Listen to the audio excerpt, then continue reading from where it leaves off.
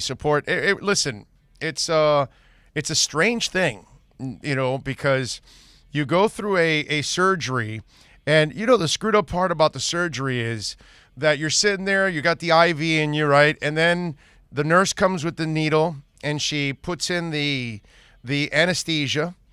And then she just, puts in the end, and then you're just talking, and then eventually you are out. And then you don't know what the hell happened, and you woke up, and you're like, okay, you're, and you don't wake up in the operating room. You're already woken up, like, where it's, like, actually, what's it called? Just in the recovery room, in other words. So it's just, it's kind of funny to see like, hey, it's over? They did it already? Oh, really? I'm ready to go? That kind of stuff. And so strange, but good. But it was good. It was good. I can't complain overall. So I appreciate all of you out there. I feel good. I haven't felt bad at no point whatsoever that I feel bad throughout the process. I got to be honest with you. It's just a matter of having something that kind of gets in your way of doing your job, basically, is what it was. All right, so I think we're going to have to put this on this side here because the logo's on the left side now. Put a little Clonakilty on the right side. Is that what we got to do? We got to go this way? I don't know, like that? Is that how we're going to do it? Get a little Clonakilty whiskey in there, right? Right there. Get it at Stout. Oh, look at you.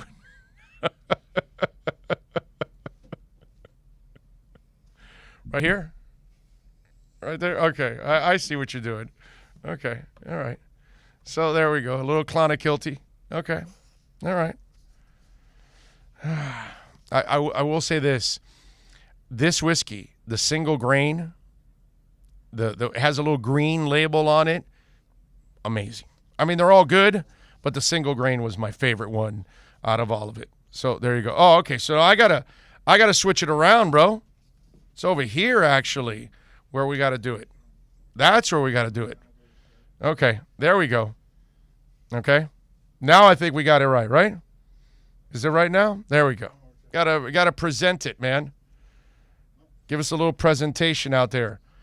NorCal says, I'm really happy you're back and that they didn't change your voice. Puff, puff, give. A little more this way. Okay, there we go. All right, so there you go. We're growing every day, and we appreciate you all out there as always. Gus says, give me some whiskey, oh. We actually, I believe we might be giving away some whiskey. I think that's coming, actually. I think we might be able to give away some whiskey. There we go. There's a little Clonakilty in the picture. I like it.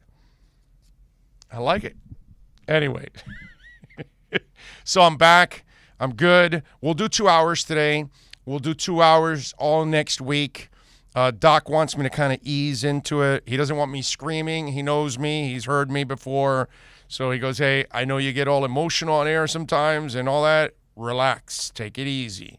So, and of course, it doesn't help that I got to talk about the Heat today after they lose to the Bucks 113-84. Now, look, when we talk about this Heat team, there's a lot of things to talk about. Now, I'm not sitting here surprised at what's going on. I didn't think they were more than a first-round exit. Now, I thought the same thing last year. Last year, I was dead wrong because the team went on a run that nobody ever expected, and they got to the finals, which I would have never picked. But one of the reasons why I didn't think of much of them last year was because for a large stretch of the season, they were barely over 500. They had the first 2 magical months. Then they had this long, ugly stretch that they were barely over 500. And then they went on the bubble run. And it was a miracle. And it was a fluke. And Tyler Hero's a fluke. And Goran Dragic was a fluke. And everything about it was fluky. And things went their way. Hell, Jay Crowder was hitting three-pointers until towards the end. Then he became Jay Crowder. But just so many things. And we have gotten into this really nasty habit as Heat fans, front office, and us the fans and media, whatever. We buy into this crap way too easily. 31-10 with a bunch of, cast-offs and whatever, and we think the following year, because I was suckered to it too. Oh, no, they're going to be pretty good, dude. They went 31-10 to finish the season. They almost made the playoffs. Bring the team back. Yeah, man.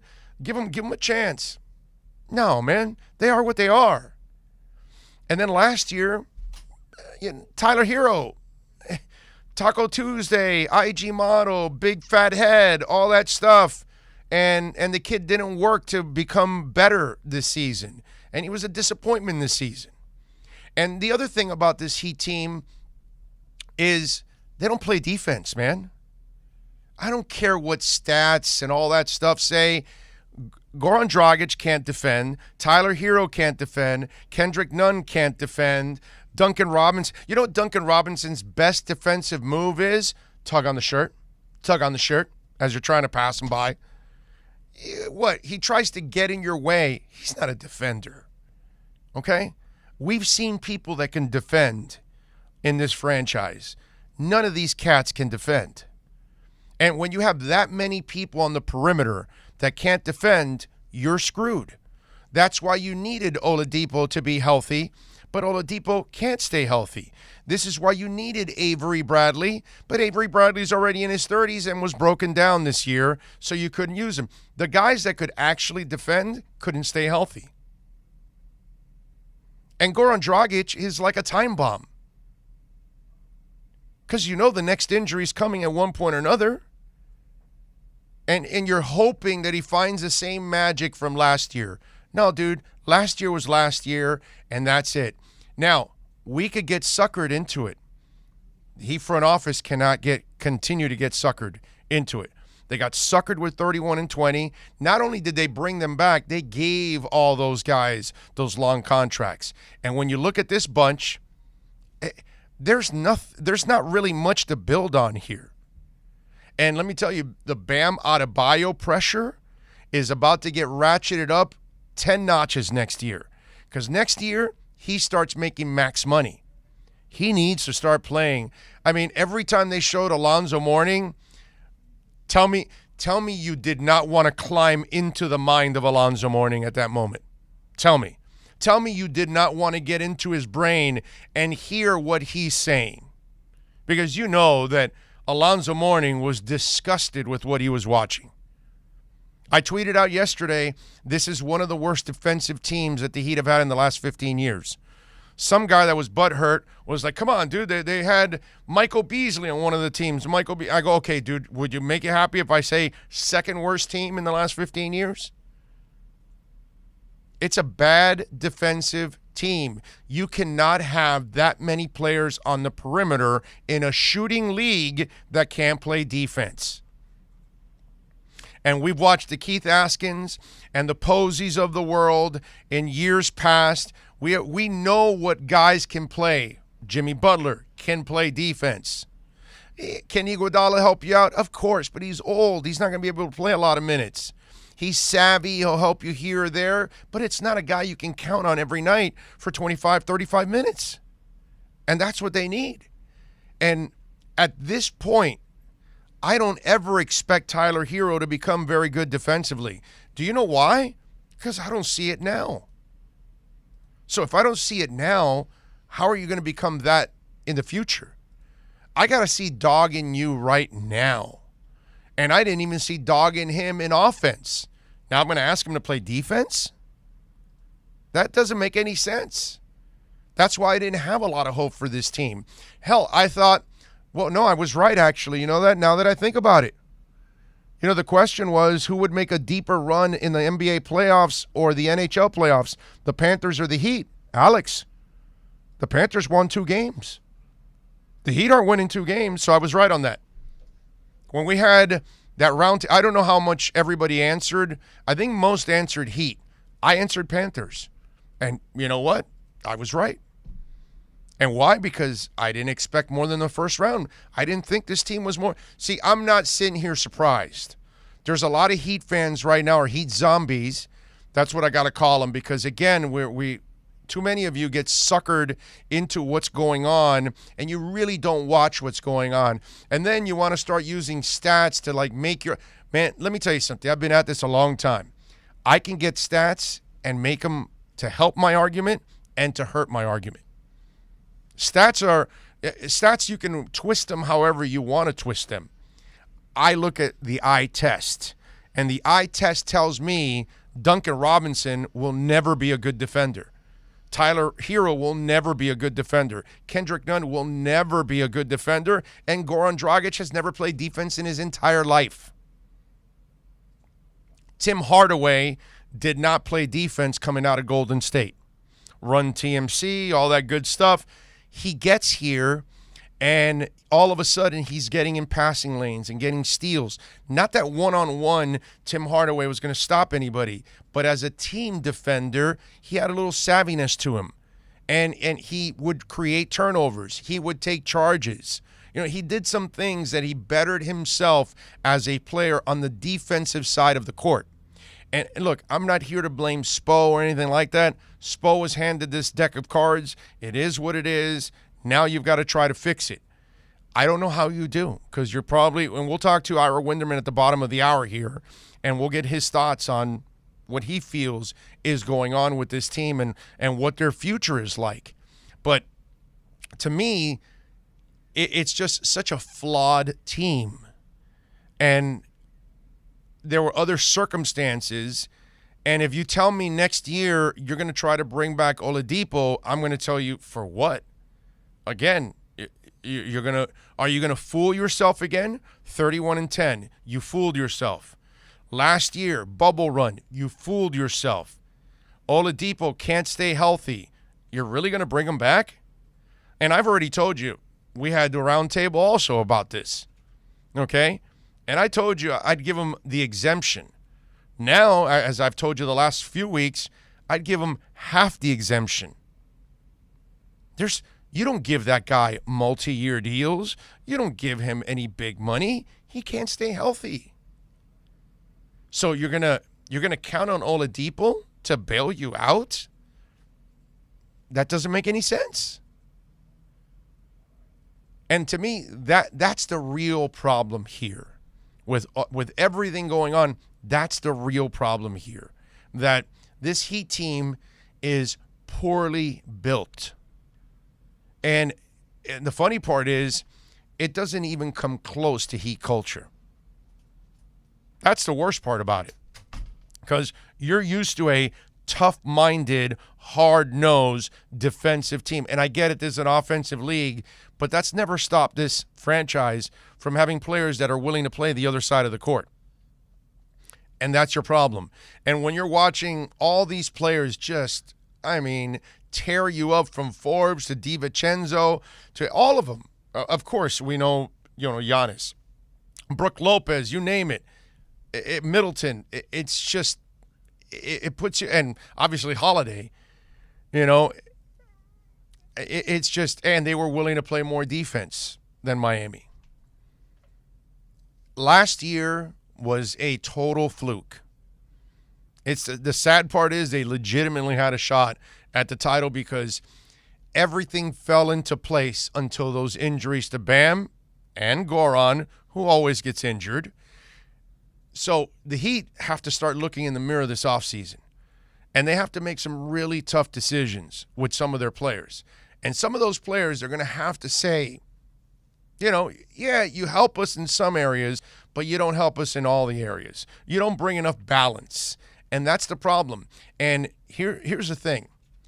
This Heat team cannot play defense to trigger their offense, which is something that Heat teams have done for many years under Riley or under Spo, that they can play defense to then generate offense with turnovers and those kind of things and fast break points.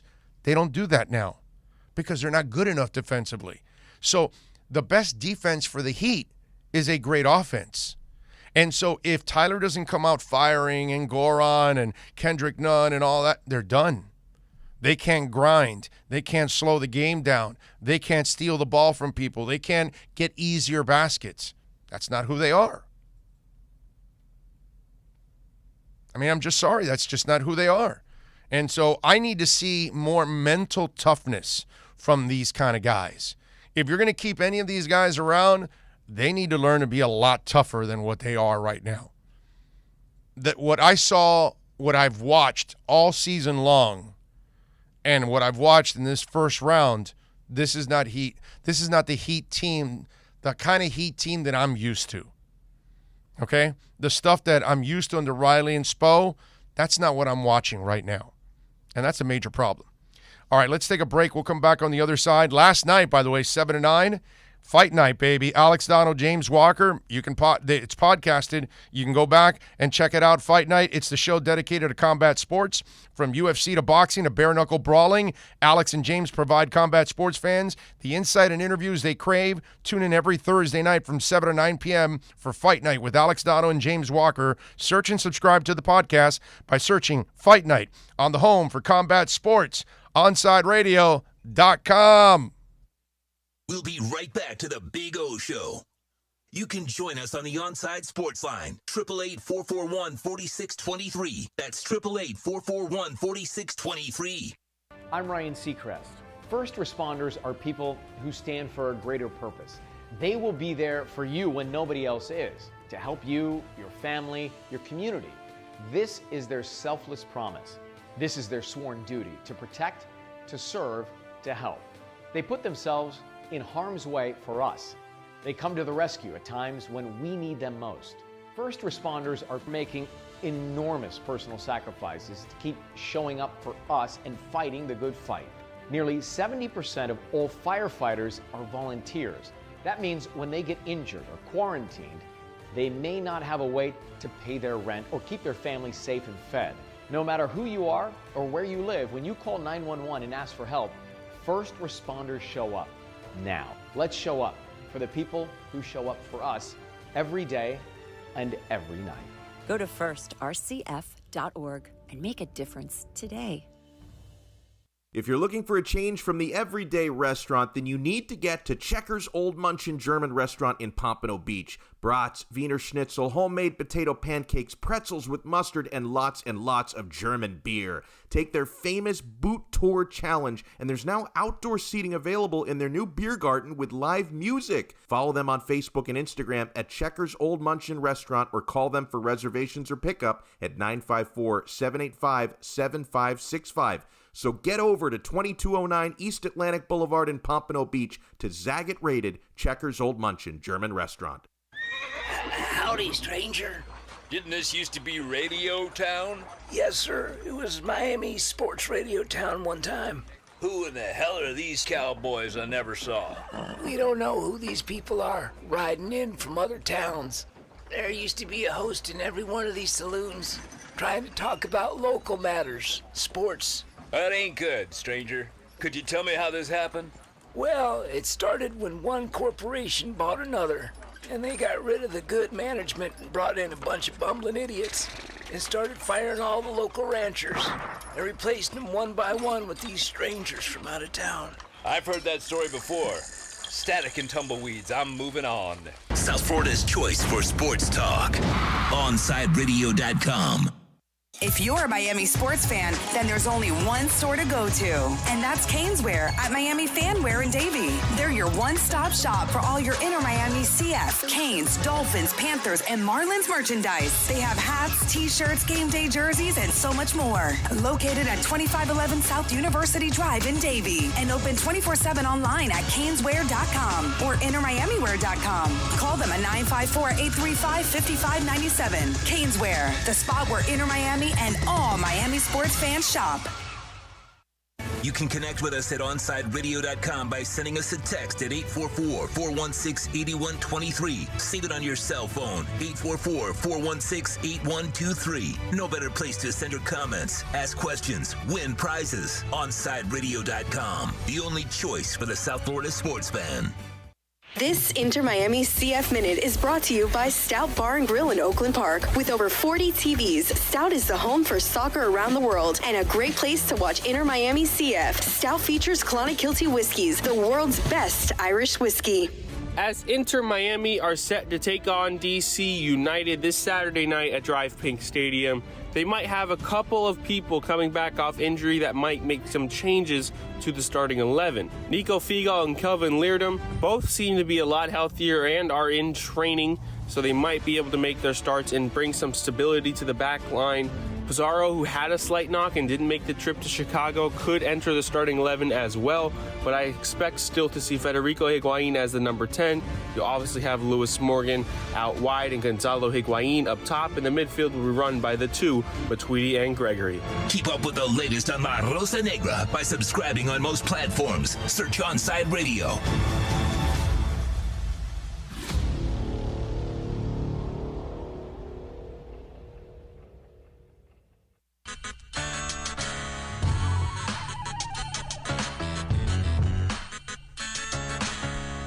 First rebound of the game for Adebayo.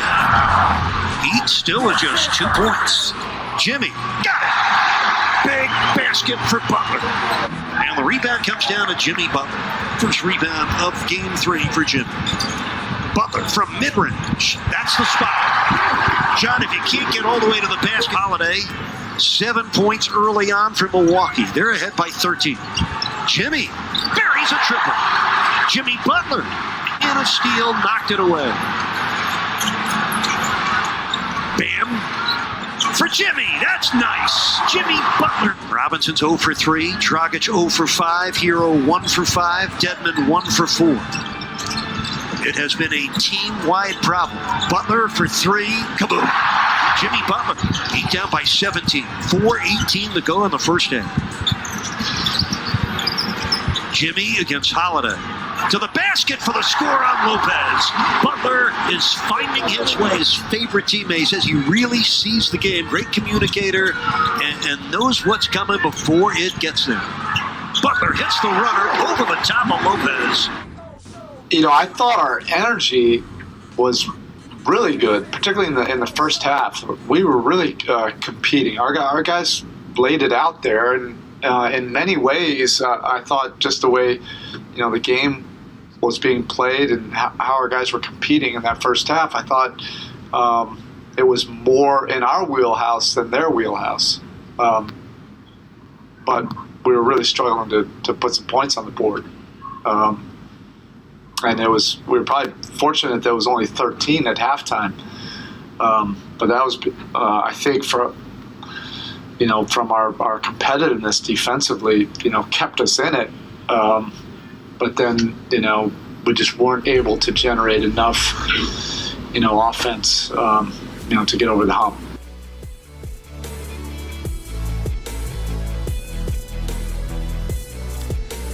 Thank you, Alex. Appreciate it. There you go. That's Spo, a disappointed head coach after a rough outing last night, dropping to 3-0 in this series as the Bucks are one win away from advancing. Heat lose 113-84. Really disappointing. Dougie Fresh on the YouTube tripped me out. He says, what happens first? The Heat becomes a defensive-minded team? The rebirth of Highlight? Finns have a 1,000-yard rusher? Die Hard 15 in 3D. Yeah, I think the last thing that happens is the Heat. This Heat team becoming a defensive-minded team. It's bad. It was bad. Now, we always have the round table every day. We dish it out for all of the hosts to tackle, and today obviously will be about the Miami Heat. What disappointed you most about the Heat loss last night? Is there someone to blame, or was this team overrated coming off of last year's bubble run? Now, I've been telling you for a while now that they were overrated coming off the bubble run. I really believe that because I was wrong last year, and I thought, they weren't that good last year anyways. And this year kind of proved what I thought of them last year. And they didn't have the bubble. They didn't have the same circumstances. They didn't get on that lucky run, and nobody knew who the hell Duncan Robinson was, and nobody knew who Tyler Hero was. And now they know who they are, and they gave them some attention, and that shut them down. And those guys weren't able to be good enough offensively or defensively. I mean, think about it yesterday. Tyler Hero, 4 of 10, 1 of 5 from three-point range. Kendrick Nunn, 2 of 4, 0 of 1, 4 points in 17 minutes. Duncan Robinson went 1 of 6, 0 of 4 from three-point range in 24 minutes. And the Dragon was 3 of 14, 2 of 6, 8 points in the game. You're not getting anywhere like that. You got to bring it every night. And like I said, this is the kind of team that their best defense is their offense. If they're not shooting lights out, then they're not the team that's going to be able to beat you because they don't have the kind of defense to keep people down, to take the ball away. And that's what I am more disappointed at the disposition of this team. The lack of spine. And let me tell you something. It goes also at the top. Bam Adebayo, 17 points, 8 rebounds, 4 assists, and he's not playing like a max player. Has not played like a max player. They're paying you max money, and I know it starts next year, but you know, listen, if you're a professional, you should have been honored with that contract. Now you need to go out there and take it to the next level, and you failed. And you failed miserably. And so Bam Adebayo's got to pick it up. And to me, that's really what – it wasn't a lack of trying. Those guys were trying last night. I'm not going to pick on their effort. I'm going to pick on what I did with the Panthers last year, that I got to a point where I said, enough, dude, they're just wussies. They're great at taking a beating. Yeah, that's fantastic. You're tough enough to take a beating, but you don't deliver one. And at least in the Tampa series, you saw they were probably the more physical team in that series at times. And they weren't taking any shit from anybody. And that's why I'm more pumped up about the Panthers than I am about the Heat's future right now, unless the Heat make major changes. You got to find a team with a spine, bro. Not a team that's soft like this league is. You got to be tougher than that. They showed us some grit, some toughness last year. But then again, nobody knew who they were. Nobody gave them any respect, and they were able to surprise people. Come on. Yeah, I know what happened in the last series. That's not going to happen against us. And sure enough, it did. I know what happened. We're better than those guys. This year, they were like, no, we're not letting these guys get off the hook.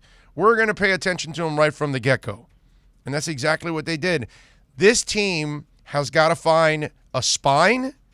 It's got to become more of a defensive-minded group. Now, I don't know. We'll talk to Ira in the next segment. I don't know if you're stuck with all these guys. But if you are, it's not a good thing. And to me, that's the problem there. How do you fix this? How do you make players that aren't defensive-minded players play defense? I know it's an offensive league, but you're going to have to stop people sometime. And that's the problem with the Miami Heat. And that's where I'm disappointed. That's our roundtable. Ira Winderman is next. Saturday mornings, 9 a.m., Sean Stanley hosts the Square Circle Digest. But to be the man, you gotta beat the man. And I'm saying, woo, right here, I'm the man. Now, wrestling fans have a place to call home as Sean covers the very colorful world of wrestling. Tune in every Saturday from 9 to 10 a.m. on the home for sports fans worldwide, OnsideRadio.com. Onside Radio continues to grow. To make your life easier, you can now find your favorite sports station by downloading the MyTuner Radio app and listen to your favorite OnsideRadio.com host or catch a great Inter-Miami CF match. Go to your app store, download MyTuner Radio, and search Onside Radio, the home for the South Florida sports fan. Hello, Inter-Miami CF fans. Download the Drink AR app and play inside a first-of-its-kind virtual soccer stadium, hosted by Bodega Trevento and Inter-Miami CF, and celebrate your passion for soccer from the comfort of your own home. Find the download links on our Instagram account at Treventus and get our wines delivered straight to your home with a discount for all Inter-Miami CF fans. Discover Trevento, a shared passion. It's time to talk Miami Heat with NBA insider Ira Winderman. It's the Acura of Pembroke Pines Miami Heat Report, exclusively at OnsideRadio.com. Let's go over the latest headlines locally with the Miami Heat and league-wide in the NBA with our very own Ira Winderman.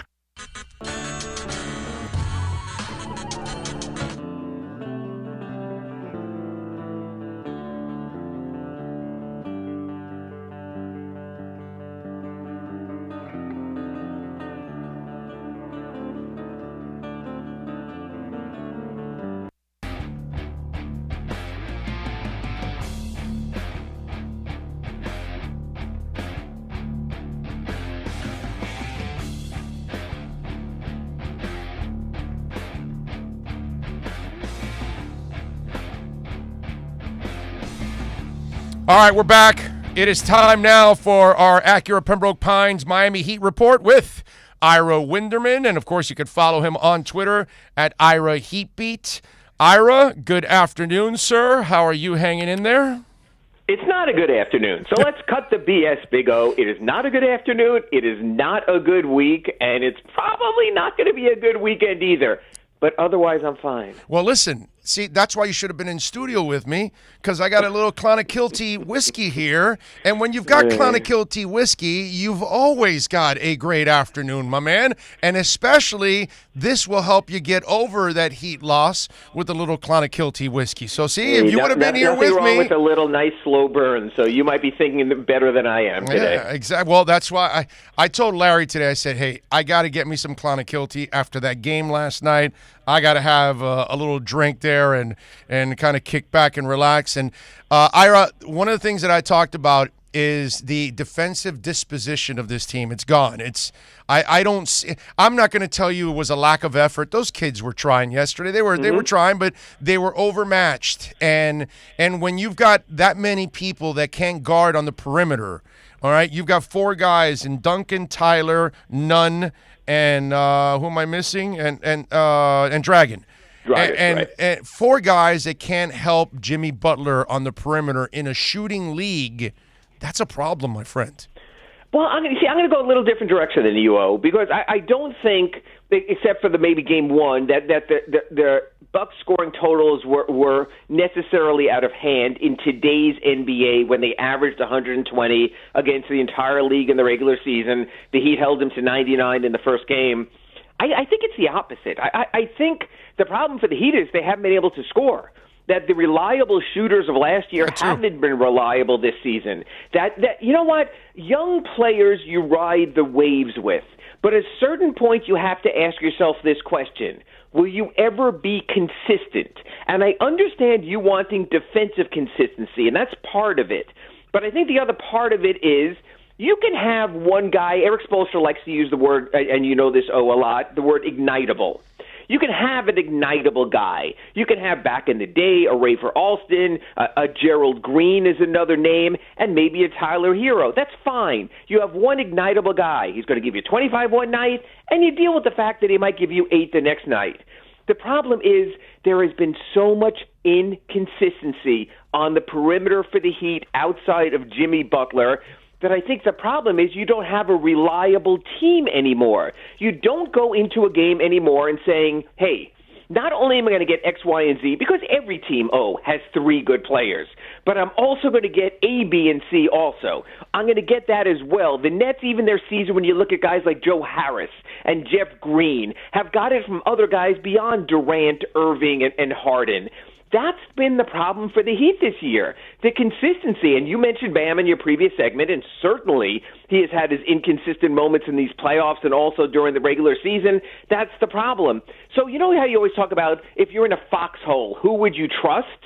I'm not so sure, and I'll put this on you. I would trust anyone on this team outside of Jimmy Butler. Oh, I totally agree with you right now that you can't trust. None of them have. It's like you got to try to find the. Although I believe that Goran has dog in him, it's just unfortunately he's got years and mileage on that body. Right, he's got 35-year-old dog. Yeah, right. Yeah, and that's a problem. And let me tell you, to this day, I still say that the worst decision for the Heat was him playing in those Euros, because that well, took. but you can't I know, legislate I against know, that. I know. A matter of fact, you know what? A matter of fact, my good friend Orlando Alzagari, you're going to have another one of these this summer because I think there is a very, very good chance that Jimmy Butler is invited to play with the national team at the Tokyo Olympics. And I got to tell you, after nonstop basketball from July 2020 until whenever this ends, possibly in June this year, the last thing Jimmy Butler needs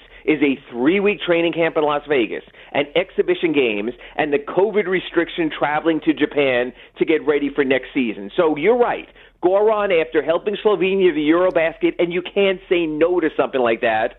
My concern now is Jimmy Butler participating in the Olympics, and I think he will. Yeah, well, I hope they cancel him, right? I mean, they've got a whole they got people signing petitions over there. The virus is exploding. And I do think for the players who do go, since you know that money talks, and you know that NBC, and the national, the international TV, conglomerates will make it happen one way or the other. The NBA players have only now gotten out of the draconian COVID policies during the coronavirus pandemic. And now all of a sudden, do they really want to go back into another Olympic bubble for 3, 4, 5, 6 weeks? To me, that also is the mental strain that Eric Spoelstra has spoken about as much as the physical strain of these long seasons. I'm with you there. All right, so let's get to a couple of Heat issues. Sure. We talked about the lack of defense or consistency. Duncan, do you pay him the $20 million now? Wow. It's funny. I was talking to someone with the Heat after last night's game, and that's what I said. I said, you can't just keep throwing dollars at complementary pieces. So, what I think they do first is, I don't think they're getting Kawhi, but there might be a chance.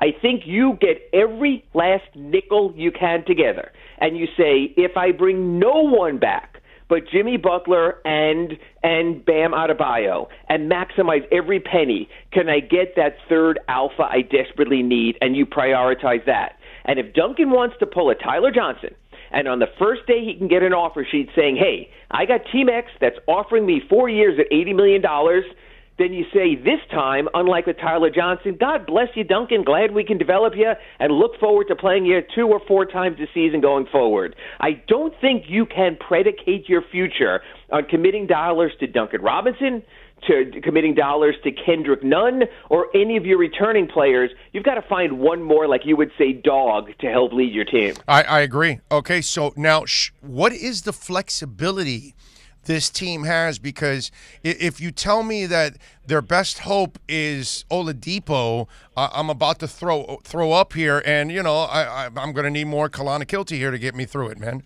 Unless you're buying low on Victor Oladipo and playing the futures market. Now, Victor Oladipo had a surgery, and this is what I was told. You will know by the start of free agency on August 1st whether the tendon has connected to the bone and there's good functionality there. You'll know that then. He will not be playable then, but you will know from the surgery and from your doctors whether he is on course to return from his injury. Then he's back on the court in November working out, probably back maybe even by midseason. You have that chance.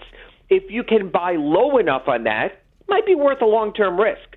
The problem, is Jimmy Butler turns 32 next season. You can't keep waiting as the meter runs on Jimmy Butler as well.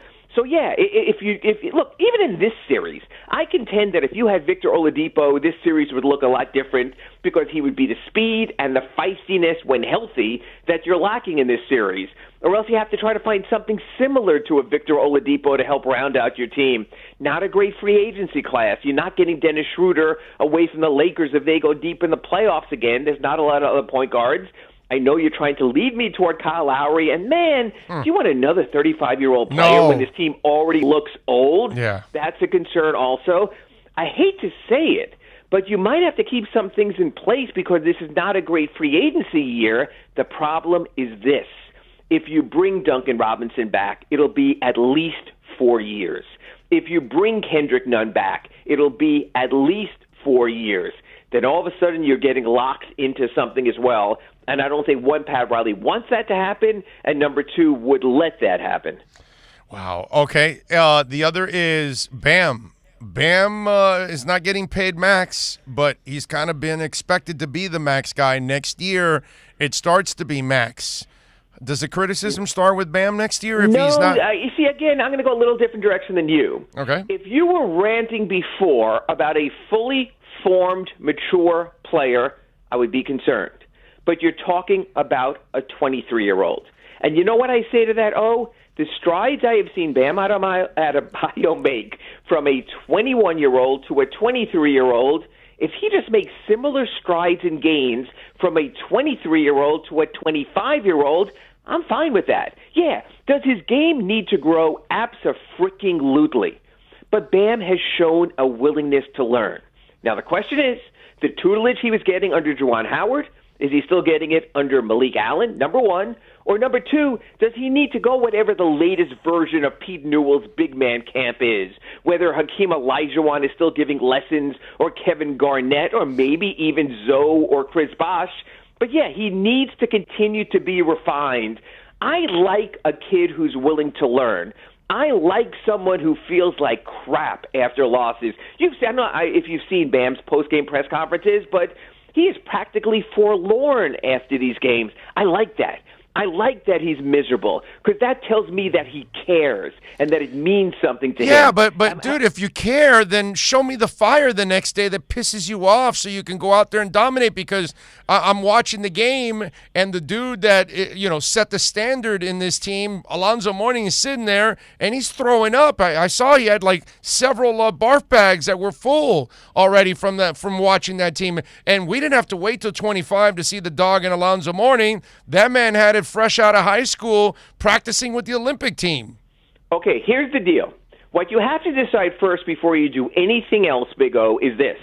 What is Bam Adebayo? Is he a center or a power forward? And I know you're going to go positionless. That's what Spo would say. That's a bunch of coach speak hooey, okay? So far you've tried Bam as a power forward when he's played alongside Myers Leonard, a very good regular season. When he's played alongside Kelly Olynyk, and that unit, that twosome has had a good run the past 2 years before Kelly was traded. You've also played him as a center alongside Jay Crowder, a very good run in the playoffs, and a center alongside Trevor Ariza, a not-so-good run in the playoffs. I think you've got to decide what he's going to be for this reason. If you want him to be that relentless inside force, even against a body the size of Brook Lopez, he probably needs to muscle up a bit more and become more of a stronger presence. But that could limit his agility. On the other hand, if you want him to be more, say, John Collins-like and more of a power forward type, then you work on the agility and maybe perhaps the cost of some of that strength. So I think first you got to decide what is he. And I think by making him two things, and I'll give you an example because you deal with this in football all the time. If you tell a guy he's a guard, no, he's a tackle, no, he's a center, no, he's a guard, no, he's a tackle, you've seen that with the Dolphins' offensive line, then you're nothing. Because you might be a jack of all trades. You know who's a jack of all trades? The guys that they play at all three offensive line positions? The journeyman, the fill-in. Someone's injured, you got to shift over here. But if you're a star, then tell the star what his freaking role is. Yeah, no, I get that, but I guess they feel he can handle it. His maturity, he'll be able to handle it because they're using him where they need him at that moment. But you know what? But is that fair to him? I mean, I guess not. But, I mean, at one point or another, I still have to see you just kind of get pissed off and motivated. I remember at one moment where Kevin Edwards, they break his nose, and he comes out at after halftime with that mask on, and he scores like 22 points in that second half or something. I forgot what it was. And he was just played pissed off that whole night and dunked on people and all that. I'm sure you remember that night. Maybe but the about 30 years ago. Bam's not going to play out of control. And because Bam is also asked to facilitate, he also has to have the calmness to also play that role that they've given him, that they've made him a point center at times. And again, why are the Bucks thriving? Because they found their point guard. Because Drew Holiday is giving them 15 assists a game. I defy you, even with Goran Dragic, to tell me who is the Heat's full-time point guard this season. Oh, no, Who's been the full-time point guard? Yeah. No, they don't have a guy. They don't have a guy like that. Right, so you're asking Bam to have the calmness and coolness to run the offense, but also be a physical MFer and bang it up with someone. Who the heck else do you ask in this league to do that? Who of the tough guys? Zoe never passed the ball. Remember that? We'd almost laugh. You know how Zoe could go a month without an assist? So you're asking him to have the toughness of Zoe, but Zoe was never required to also be a playmaker. So if you want him to be that, that's fine. I think it's on the Heat also to decide what is Bam Adebayo. It's and outside of the silliness of Kawhi, is there something else out there that could be had? Is there another frustrated star that Riley has been a master of being able to find the next frustrated star? Yeah, I think you always keep an eye on the playoffs. So let's see what happens with Atlanta and with John Collins and how much they use him or don't use him. Look, that's the same question. After his miserable performance the other day, they face the same kind of question as you're mentioning with some of the other free agents. Do they want to pay a guy like that, even if he's restricted? Might they be willing to do a sign-and trade for a guy like that? So the playoffs often let teams know where they truly stand and what direction they have to go next. So I think when you look at it that way, you could say to yourself, okay, we just got to sit back, see what happened to other teams in the playoffs. You know, again, we mentioned Kawhi if they do go out early. Portland, their situation in their backcourt, is it just going to be one and done again?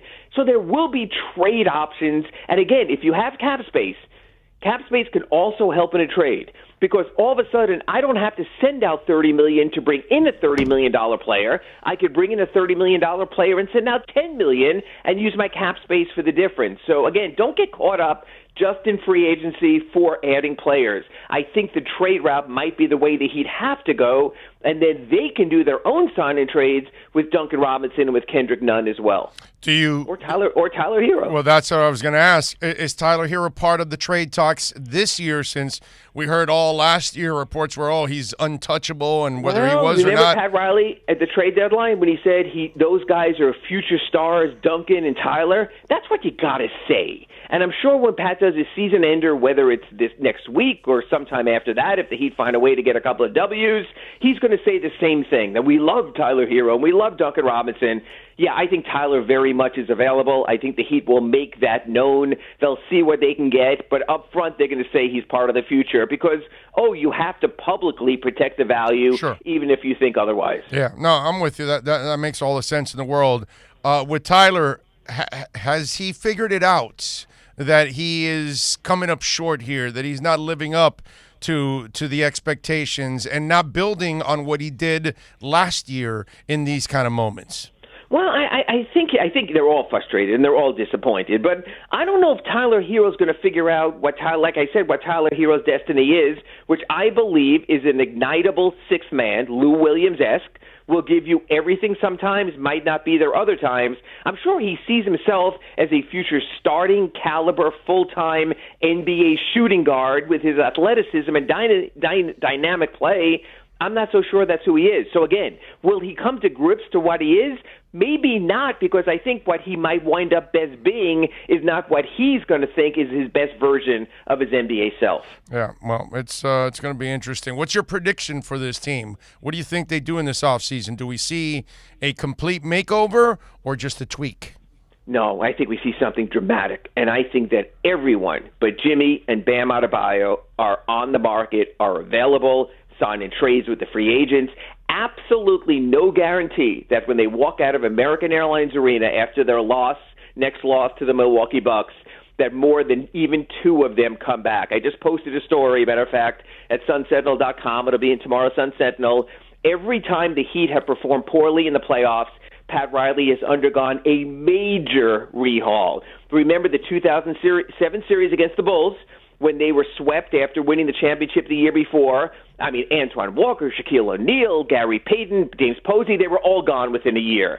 You know, and you look back at some of the other times when they've struggled in the playoffs, 2001 against Charlotte, you know, when he redid the roster and Anthony Mason was gone, and against the Knicks in 2000, when he did the big trades with P.J. Brown and Jamal Mashburn. So, yeah, if it ends ugly for the Heat, this roster will look a lot different than it did at the end of the season. Will Goran Dragic be back? For the right price, Possibly. But they're going to circle back to him closer to the end. I think they bypass his $19.5 million, I believe it is, team option for next season, and they say to him, let us figure out our financial wherewithal. If we're operating with cap space, we'll give you a number. If we spend all our cap space, we'll see the right exception money, whether it's the $10 million mid-level, whether it's the 5.6 lower mid-level or something like that. But I think what they'll do is they'll put Goran Dragic on hold. What's the final question? What's the money that they have available when you start thinking about the maneuvers? What kind of cash are they going to have? I'm looking at a number of about $20 million, figuring that they're going to hold the cap holds on Kendrick Nunn and Duncan Robinson. I think there's a way for them to get up to $28 million. Not nearly enough for a max salary, but certainly that'll put them in at least the top quarter of the league in spending money. So they will have flexibility. Follow him on Twitter at Ira Heatbeat, as always, and catch him here throughout the week. And also, Inside the Paint on Monday should be really interesting with him and Ethan Skolnick between 10 and 11 a.m. exclusively here at OnSideRadio.com. Ira, as always, thank you, my friend. Have a fantastic weekend.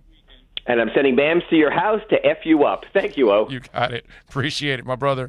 By the way, for the home of all major soccer around the world, you need to get to Stout Bar and Grill in Oakland Park with over 40 TVs, a delicious menu with a wide variety of your favorites, and full beer, wine, and whiskey menu featuring Clonakilty Irish whiskeys right there, baby. I like the single grain. All right, it has like the little green label on it. I think the single grain is absolutely amazing. It is the world's best Irish whiskey. Stout will be your new go-to spot for Premier League, MLS, Bundesliga, and all international tournaments. Go this weekend. My man, Austin Robillard, will be live tomorrow at Stout from 11 a.m. to 1 p.m., baby. They're located at 3419 North Andrews Avenue, less than 10 minutes from Inter Miami's Drive Pink Stadium, right here where we're at. Stop in for lunch or dinner. The food is amazing. Let me tell you something. That place is so good. It's great to take your wife, your girlfriend, just for a great dinner. It is super clean. It is, it's compartmentalized all over the place, man, where you can separate groups. You got little areas where you and your girl can actually have a quiet little dinner, and the food is amazing. Great service. I mean, they're fantastic. Don't forget to try their 3 featured Clonakilty whiskeys distilled in Cook County, in County Cork, Ireland, and aged in their warehouse atop the cliffs overlooking the Atlantic Ocean. I got to go there one day. That sounds good right there.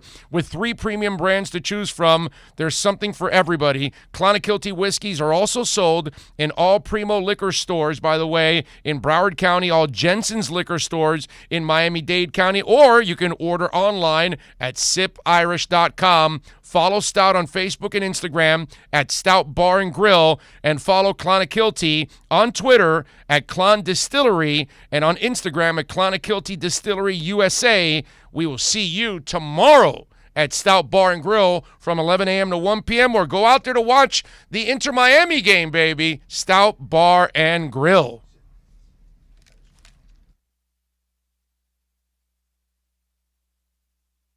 This has been the Acura of Pembroke Pines Miami Heat Report with Ira Winderman. Visit Craig's Inn Acura at 15601 Pines Boulevard in Pembroke Pines. Come experience the dealership that has earned Dealer Rater's Consumer Satisfaction Award in 2020. Acura of Pembroke Pines is creating the oasis you deserve. This is how we do it. Now streaming online. Onside Radio, the only choice for the South Florida sports fan. If you're looking for a change from the everyday restaurant, then you need to get to Checkers Old Munchin German Restaurant in Pompano Beach. Brats, Wiener Schnitzel, homemade potato pancakes, pretzels with mustard, and lots of German beer. And with daily specials, there is something for everyone. If you're up for a challenge, you should take their famous boot tour. Finish 30 boots of different varieties of German beer, and you'll receive half price on their beer for life. And you'll get to take home your own boot and Checkers Old Munchin t-shirt. They also have outdoor seating available in their new beer garden with live music, as well as carry-out, curbside pickup, and delivery. So, for the finest German food and beer, get over to 2209 East Atlantic Boulevard in Pompano Beach. Follow them on Facebook and Instagram at Checkers Old Munchin Restaurant, or call them for reservations at 954-785-7565. That's 954-785-7565. We'll see you at Zagat-rated Checkers Old Munchin German Restaurant in Pompano Beach. Baseball fans will go deep into the count with Alex Aguirre and Christian Chase. Catch the show that talks Marlins and all the big stories in the major leagues. Saturday at 8 a.m., exclusively at OnsideRadio.com. When you want local sports, 1260 WLESPN. We're live and local. Yes, what she said. Well, it's what they wrote. Look at it this way, honey. Oh, no. Here we go. At some point, this was all live, and wherever it came from, it was local there. You get that look whenever you stretch the truth or when you need your laxative. Ain't it awful? South Florida's choice for sports talk. OnsideRadio.com. The viewpoint, statements, or beliefs expressed on the following program by the host, guests, or callers are not necessarily the opinions of Onside Radio, ownership, management, sponsors, website, or Inner Miami Marketing, LLC. Now streaming online. Onside Radio, the only choice for the South Florida sports fan. Time to get in the zone. The Onside Zone. And look, man, I don't care if you're my wife. If I don't agree with you, I'm going to say it. The Onside Zone. I don't care how you win a championship, dude. You can draft it, you can buy it, you can trade for it. Just win, baby. The Onside Zone. You're not Aladdin rubbing the lamp and then Will Smith comes out and you ask him, hey, fix our dolphin problems. And there he goes. No, I'm sorry. It'd be nice if it was that easy, but it's not. You can join us on the Onside Sports Line, 888-441-4623. That's 888-441-4623. You can connect with us at OnsideRadio.com by sending us a text at 844-416-8123. The Onside Zone with a big O. All right.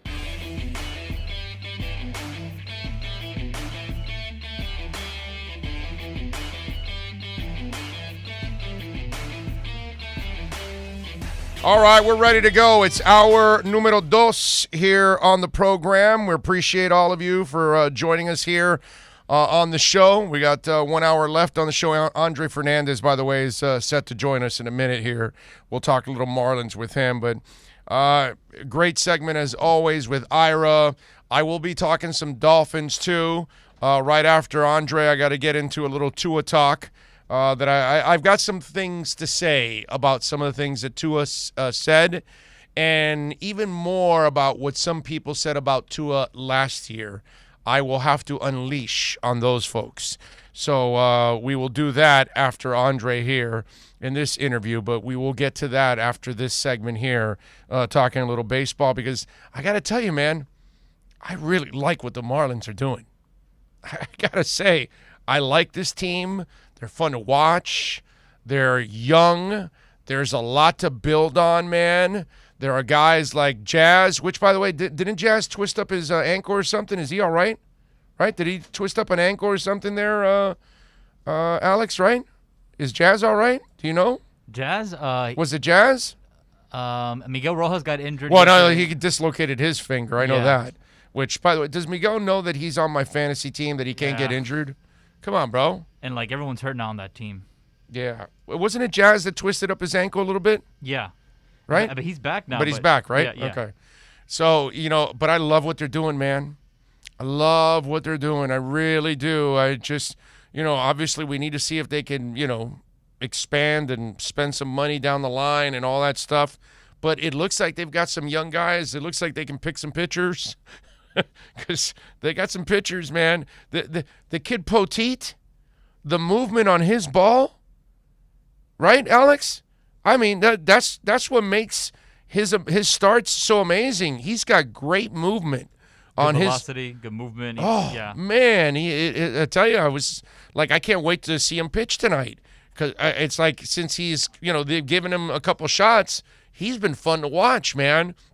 So I really like what the Marlins are doing. I think they've got a chance to really build, a foundation now. Now the question is, can they spend? Will they spend some money? Keep some of these guys around, buy a free agent or two to put them over the top. I'm actually good now that when I look at this team, I'm good not spending this year. But down the line, you're going to have to. You know what I mean? Andre Fernandez, by the way, a friend of the program for many years, as always, has covered the Marlins for many years, covered a lot of teams here locally in South Florida. And obviously, Andre doing his thing with Baseball America, Little USA Today, Herald Sports. He's like Sagua Fair. He is everywhere. Follow him on Twitter at Fernandez Andre C. And let's talk a little Marlins. Yeah, nobody's introduced you with Sagua Fair, right? I mean, that's No. There you go. There you go. See? Yeah, first time. That's the first time for everything, and that was the first time. Right, and you got to be old to even know who Sagua Fair is. Of course, if you don't know, that's you got to go to what's that Boom channel or whatever that has all those old cartoons. So that's yeah, right. I think it's called that. Tom and the black and white Boomerang, cartoons, exactly. Tom and Jerry, everything.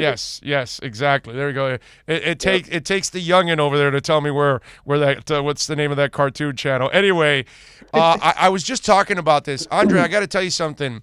I love this team more and more as I watch it. I really like what they're doing. They clearly can pick pitchers. Because they're doing a lot, and they got a really good chance of building a foundation. Now, you're going to have to spend, you're going to have to buy a couple free agents down the line, all those other things. But retooling the minors and all of that, we're really watching now that pay off for them, aren't we? Yeah, absolutely. I think the evidence is you see a guy like Jazz Chisholm, a shortstop, starting and being such a dynamic player right off the bat, which, the last year or two, that was my one gripe. I was like, when are we going to be the team? When are the Marlins going to be the team that you see, like when the Braves call someone up and the guy hits, 3-4 home runs in his first 10 at bats, or just see like Acuna. Who the hell is this guy? Who's this Acuna guy? Yeah, I get what you're saying. Exactly. You know what I mean? Like they hadn't had that before, and like Jazz to me was like the first one that really jumped in and did that. And then, like you said, on the pitching side, Trevor Rogers doing what he's doing. Just like Sixto did last year, this guy's now, potential, Rookie of the Year candidate, hands down for that. And also, there was even a little bit of talk about Cy Young if he kept it going. I mean, that's a lofty goal in their first year, but at the very least, it's another arm that was expected to be good, and you're seeing the results right away.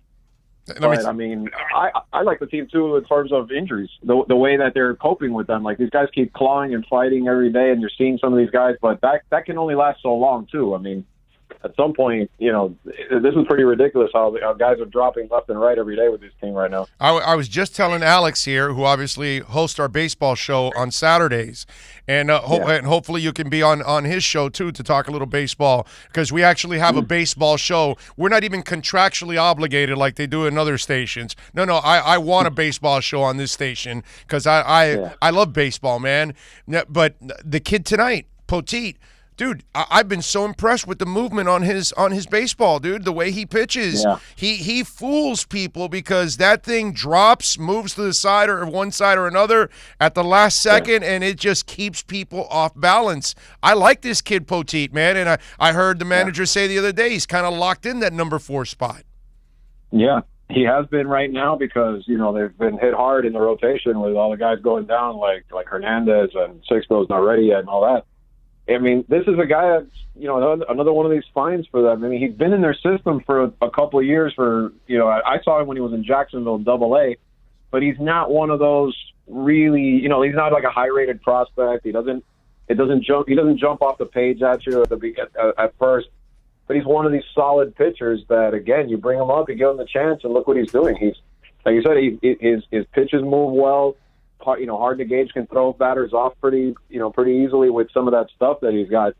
I mean, is he a top of the rotation guy? No, but I mean, look, it reminds me of the kid Castano that they brought up last year, who was like the afterthought from the trade for Sandy, and all of a sudden the kid's pretty good, and he helps. He helps them patch it up right now while they're trying to kind of stay in the mix while everybody's pretty much on the injured list. I mean, they're about to get some guys back, though, so that's the good news, it sounds like, now for this road trip. Although I was just telling Alex now that does Miguel know that he's on my fantasy team and he's not allowed to dislocate fingers and get injured here, man? I mean, come on, bro. Come on. And that one surprised me, too, because, like, I saw when it happened. Like, as soon as he got up, I saw him grab the finger, and I was like, uh-oh. But, it's one of those where, you pop it back into place and whatnot, but the immediate thought was, okay, maybe he's out a couple of days. It's one of those that takes a little bit. But then, the chatter behind the scenes was that, this could be for a little bit. And that's tough because that's your team captain. That's your steady guy at shortstop there. And their infield is depleted as it is right now. I mean, they're putting the kid Jose Devers out there. That's the story. I never even played past A-ball until this year. So it really is. That's why I'm telling you that I really like this team, and I really like they obviously have a front office that can scout, dude. It just looks like it. You know what I mean? And that's where I just hope they're not building me up again so I can watch them go play in other places. You know what I mean? That's the only thing I need left. I need to know that you're going to spend a little bit of cash to keep some of these kids around. Right, and you said a little bit of cash. They spent a little bit of cash this offseason, a little bit the year before, but you're right. Now this is the offseason where I think everyone's got to keep an eye on it because now the stadium has a sponsor. Now they got a TV deal. Were they very, very lucrative deals? Probably not, but at least the revenue's coming in a little bit now. But they're coming off the pandemic. I know they took a hit financially with that as well, but you have to see if at least the interest is there to continue to do that and continue to bring them in because they don't have a lot of guys that are hitting contract situations yet. No, but in the next 2 years or so, that's going to happen. With a couple of them, and then how it is. Gradually. I mean, I don't know if they can continue to make it strictly off these prospects in every spot. Like at some point, you got to get some complementary pieces to go with some of these young guys as they're developing. If you're hoping to hit that contention spot probably, in the next year or two. All right, so Sixto and everybody else that they've got on the MASH unit, what's the word? What are they starting to get back?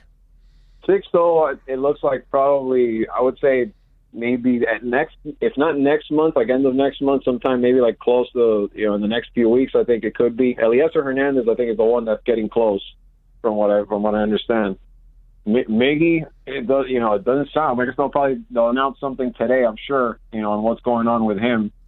It doesn't look good for Brian Anderson for now. I mean, Kim Ng made it sound like it was going to be maybe like a month until he gets back. So, I mean, that's the biggest thing is how do they patch this infield together? I mean, I think the arms is where you're going to see some help come sooner than later. Eliezer will be first, and then Sixto soon after that in the next few weeks. It's just a matter of he has to get some rehab innings and build himself back up to where he can do it. So anybody else that they're going to get back? I'd say that, Cooper's probably going to be back. He pinch hit yesterday, so I think Garrett Cooper will be back in the lineup soon, if not already, maybe today. So that's good news for that part of it. But beyond that, I mean, I think it's going to be one of those deals where they're just going to have to keep sort of patching this infield, like I said, together. But yeah, the rotation, I think Eliezer, Sixto. I mean, Edward Cabrera is the other kid, the prospect. He still hasn't been up, and they're trying to get him healthy and get him there. But he's still, it's kind of like on the similar time frame as Sixto. I think that's something till maybe like midsummer at best. Wow, that's amazing. So let me ask you something. Andre Fernandez, by the way, joining us, Marlins Insider. You can follow him on Twitter at Fernandez Andre C. Do you think they will do if they stay right around 500 where they're at right now, because they're 2 games under, but somehow or another, if they're able to make a little bit of a run that they kind of could be knocking on the door of a playoff spot, do you see them spending any extra money or trying to make a trade down the line to try to improve this team? I think they would. I think if they can. I mean, the interesting part is that they're staying afloat, considering they got the like you said, cue the MASH theme song every day with this team, and they're still only 2 under. If they do get healthier and as a result do make a little bit of a push over 500 and can contend for a wild card spot, yeah, I mean, with all these prospects they have now, I could see them trying to turn one over to try and get either an extra bat, preferably an infield bat at this point, maybe, or another arm for the bullpen. I mean, look, that bullpen's getting used a lot these first 50 games or so. I mean, they're you don't want to burn these guys out by the middle of the season. So, anything will help in terms of adding another reliever, a quality reliever there. And you always need that anyway because, the games are going to get, teams are going to care, players are going to care more, games are going to get more intense down the stretch. So if they were at the deadline and still like in that, they'd have to be a little better than they are right now. I think they'd have to make a little jump over 500 and really have a shot where you look at it and say, all right, we can get at least a wild card spot out of this if we could address a need here or there. And by then they should have a lot of their guys back in terms of health, because there's really, a lot of them could be in that late June-ish range as far as coming back. And by the way, Jesus Aguilar is kind of like one of those guys that you talk about jazz. That this kid can play, dude. He can rake. Which, by the way, is I have 2 Marlins on my team, Rojas and Aguilar. So those are good. Those are the right ones to have. I mean, that or if you can grab Trevor Rogers and play him in your rotation while he's hot. Yeah. I mean, that kid's those are definitely good ones. But how good can Aguilar be in your eyes?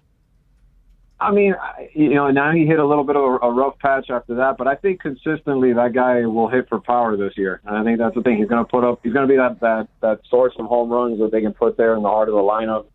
And eventually he's the bridge to the kid Lewin Diaz. I mean, he's going to be the one. I think defensively that kid already showed it even yesterday. He makes that double play, that nice grab at first.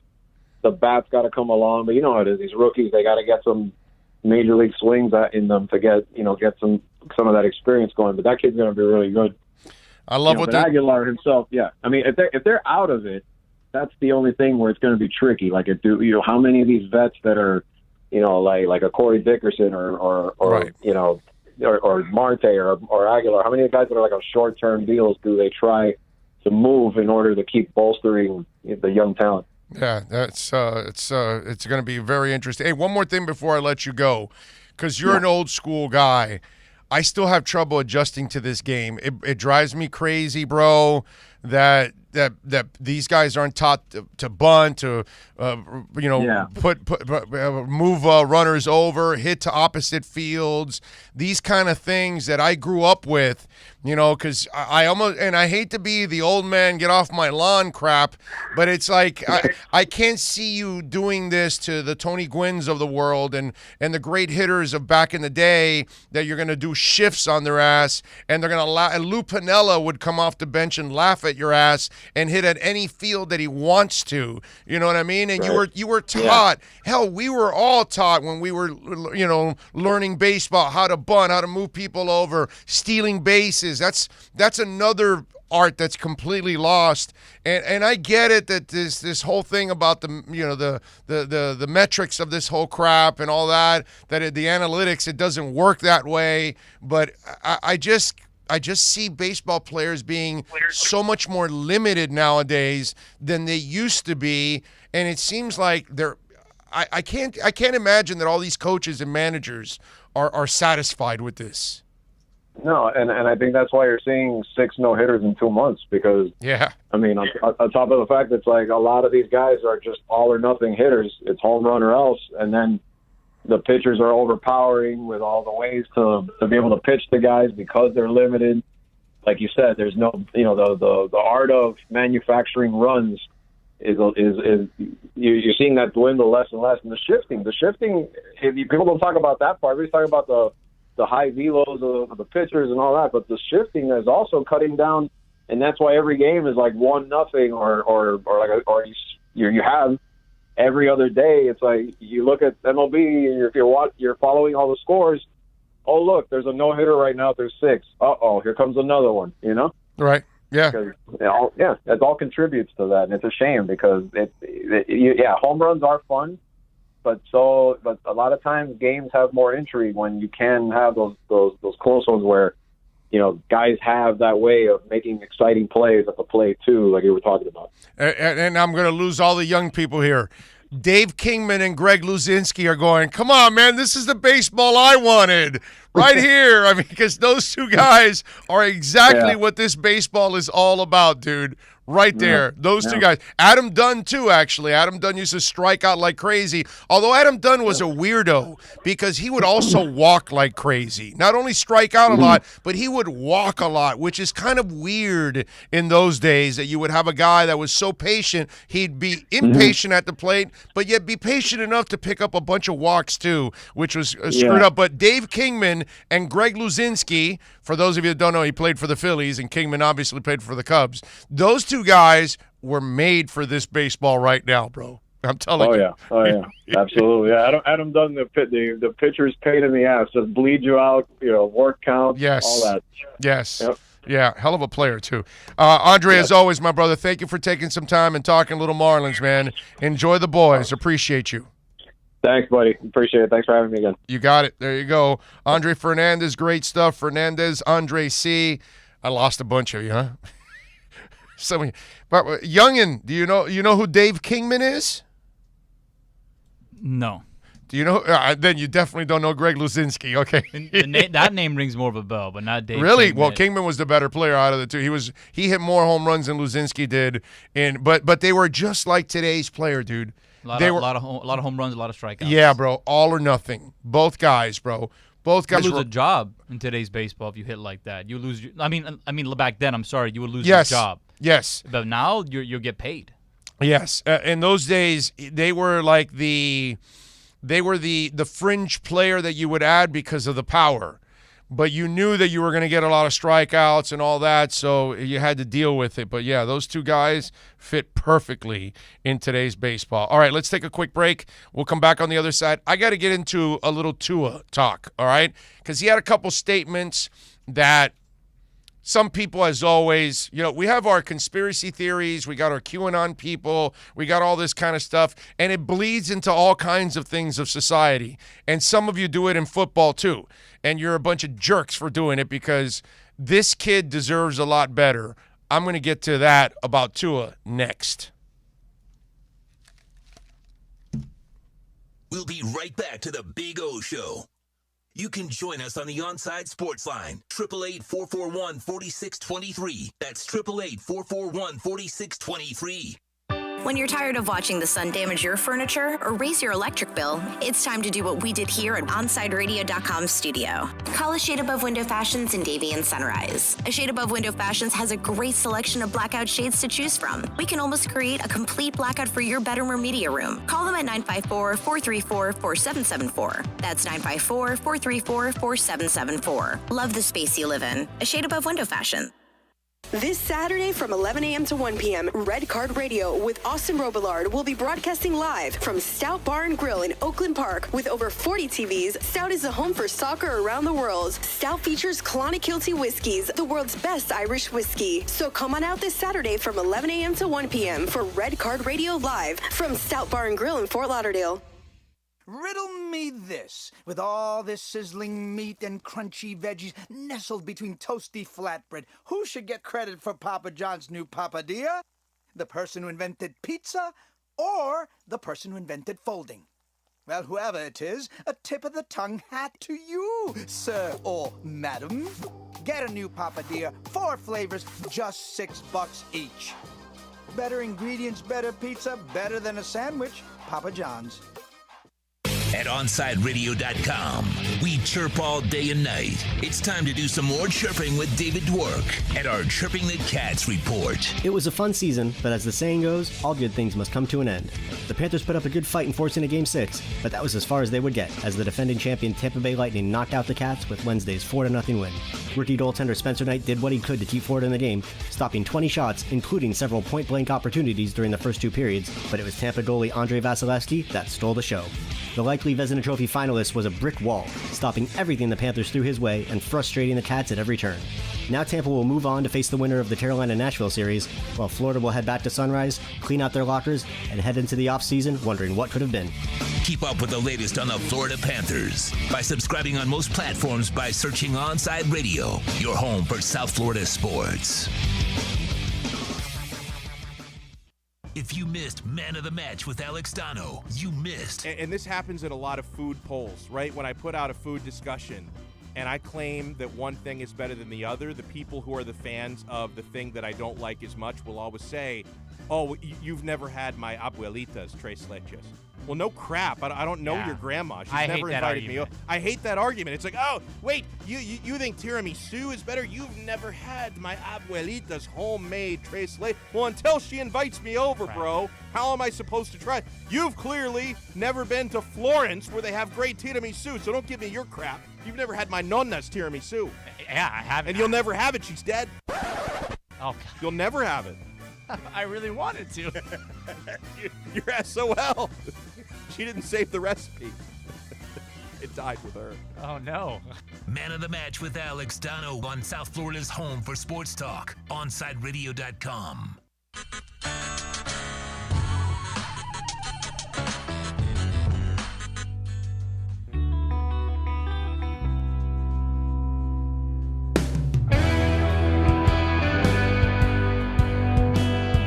All righty.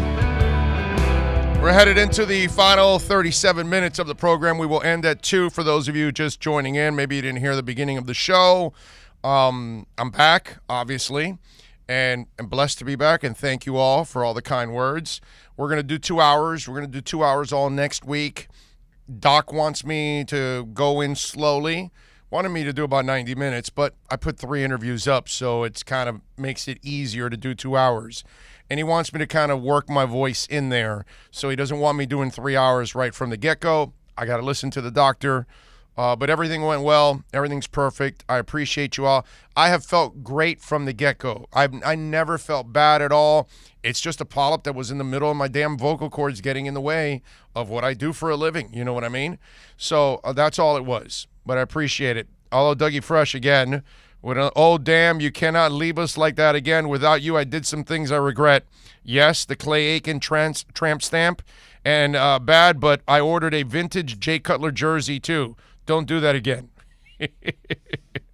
But for all of you out there that are asking me how I'm feeling great, man. I haven't felt bad at all. Thank the Lord. Nothing. It was just a polyp. Got it out. It's over. That's it.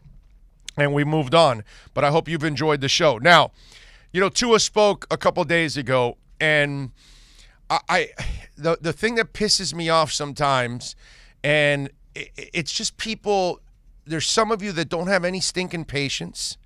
You don't realize how difficult what some of these guys are doing, and then you know you make these lazy ass comparisons to like Justin Herbert. Like Justin Herbert's not coming off hip surgery, bro.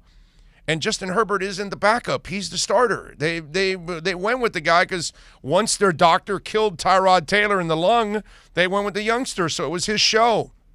So he was healthy enough to play football. This guy was just healthy enough to rehab and to get on the field and be a backup. And so I thought Tua shed a lot of light in some of this. First of all, let's hear him talk about the limitations of not knowing the playbook. Actually, what I'm saying is I didn't actually know the playbook necessarily really, really good. And that's on no one else's fault, but my fault. And our play calls were simple when I was in, I didn't have alerts and checks. Whereas now, feeling more comfortable, I can kind of maneuver my way, through these things now. Now, first of all, Tua's full of crap, okay? It's not his fault. He's a liar, okay? He's just such a good dude that he'll lie on the sword and say nothing. It's not his fault. It was the year. It was no pandemic. You're rehabbing a hip. You're the backup. You're number 2, bro, and you're a rookie. No rookie really knows the playbook, and if you're not the starter playing with the first team, you're not the guy. So Fitz was. So Tua doesn't have to take the blame for anything. It's just the situation that he walked in. It was the worst year to become a rookie. You were a backup, you were in a pandemic, and you're coming off hip surgery. I don't expect him to know the playbook. I don't expect him to be comfortable. It's year freaking one, and he had weak-ass weapons around him. The deck is so stacked against him, none of this is his fault, okay? So I will respectfully say, Tua, dude, I'm not buying any of this. It's not your fault. It's not Chan Gailey's fault. It's not Brian Flores' fault. It's not Chris Greer's fault. It's not your fault. It's not my fault. But if any of you idiots out there actually think that he's supposed to know the damn playbook and he's supposed to have command of everything when he's a backup and they didn't design everything for him, what the hell is wrong with you? So we got to give this young man a break. Relax.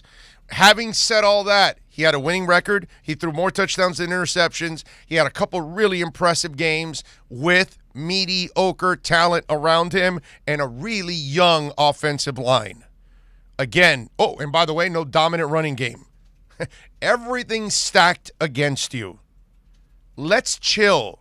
Stop it already. We're in this microwave society that there's some of you out there that you want instant gratification. And if you don't get it, now you're going to pout, you're going to cry, you're going to want your whatever. You want to cry and you just want the attention for all this crap. It's just unacceptable. Leave the kid alone. I'm one of the few people that will tell you he was fantastic last year. Considering the fact he had no running game, mediocre weapons, he was the backup, he had no offseason, he was rehabbing his hip. I love what the kid did.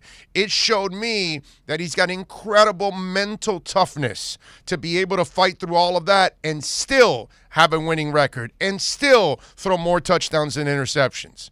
Now, here he is talking about his lack of knowledge of the offense. Go ahead there, Alex. Yeah, I don't think it was much of a hard decision.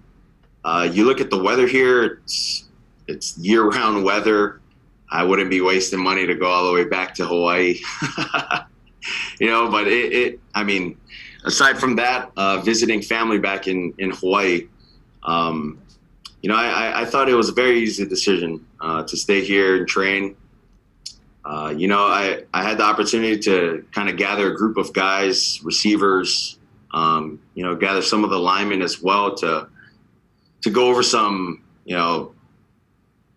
cadences at the line of scrimmage, what it'll sound like this year, and kind of have that operation going at the line of scrimmage with the guys. And I wouldn't be able to throw to my guys too if I was all the way in Hawaii. So we're working on the timing, and all of those things that you don't just wake up and do.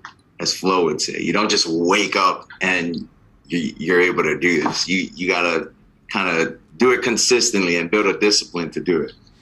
And again, he didn't have any of that last offseason. Couldn't get together because it's not his offense. It's not his offense. Now it's his offense. And it's not Chan Gailey. What's Chan Gailey going to do if the kid is limited? He doesn't know the playbook.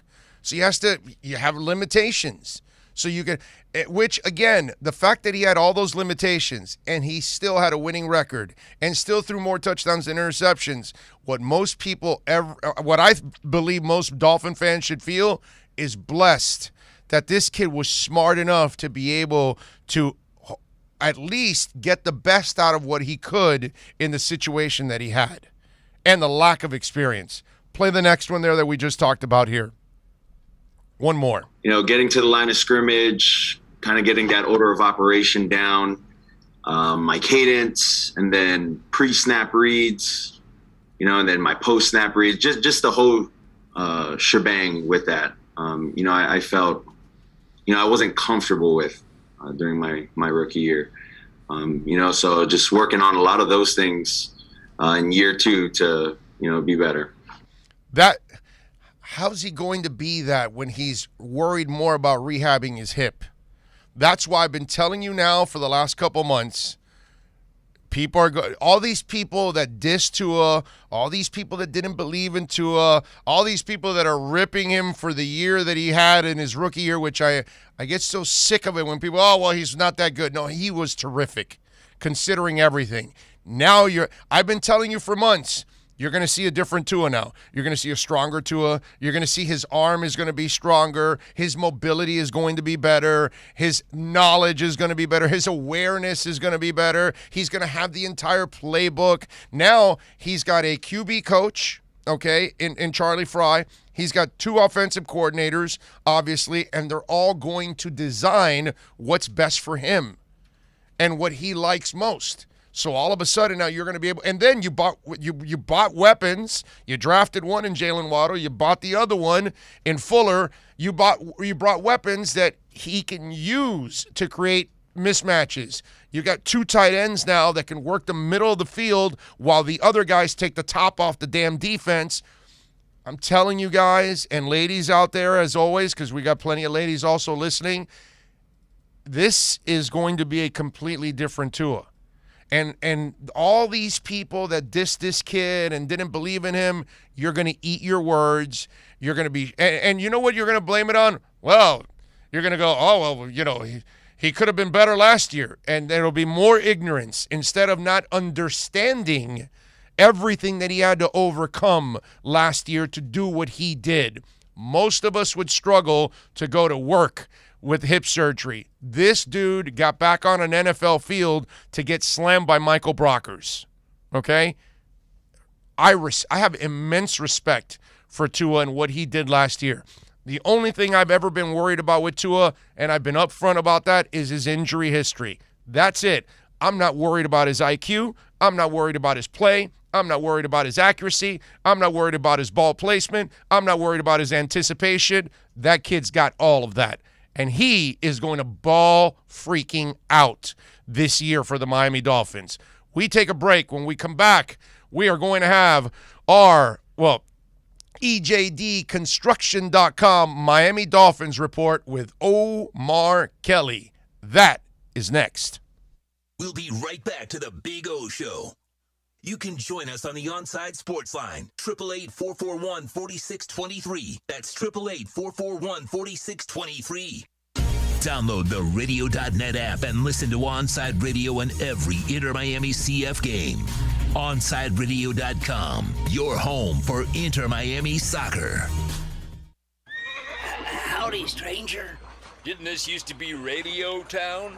Yes, sir. It was Miami Sports Radio Town one time. Who in the hell are these cowboys I never saw? We don't know who these people are, riding in from other towns. There used to be a host in every one of these saloons, trying to talk about local matters, sports. That ain't good, stranger. Could you tell me how this happened?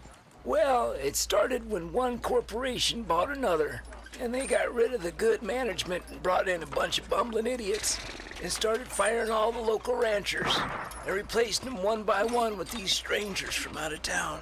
I've heard that story before. Static and tumbleweeds, I'm moving on. South Florida's choice for sports talk. OnsideRadio.com. Listen to every Inter Miami CF match on your home for La Rosa Negra. OnsideRadio.com. Catch us every day on the MyTuner Radio app.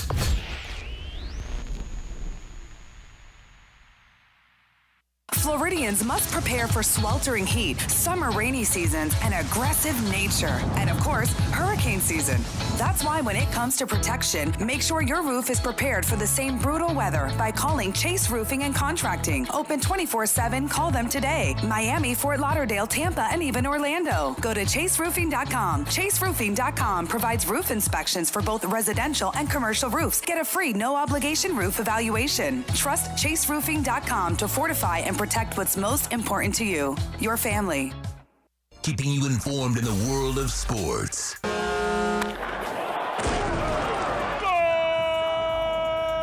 With an OnsideRadio.com sports update. Some NFL news broke earlier today as Julio Jones has been traded to the Baltimore Ravens. The Miami Heat season is over, almost one game to go, which will be tomorrow at 1:30. After a no-show performance, losing to the Bucks 113-84, Jimmy Butler led the Heat with 19 points, 8 rebounds, and 2 assists.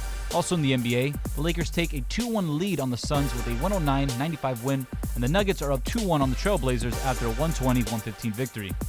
The Miami Marlins failed to reach .500 once again, losing yesterday to the Phillies 3-2. Yimi Garcia picked up the loss. The Marlins are 12-12 at home this season. They travel to Fenway Park for a weekend series with the Boston Red Sox.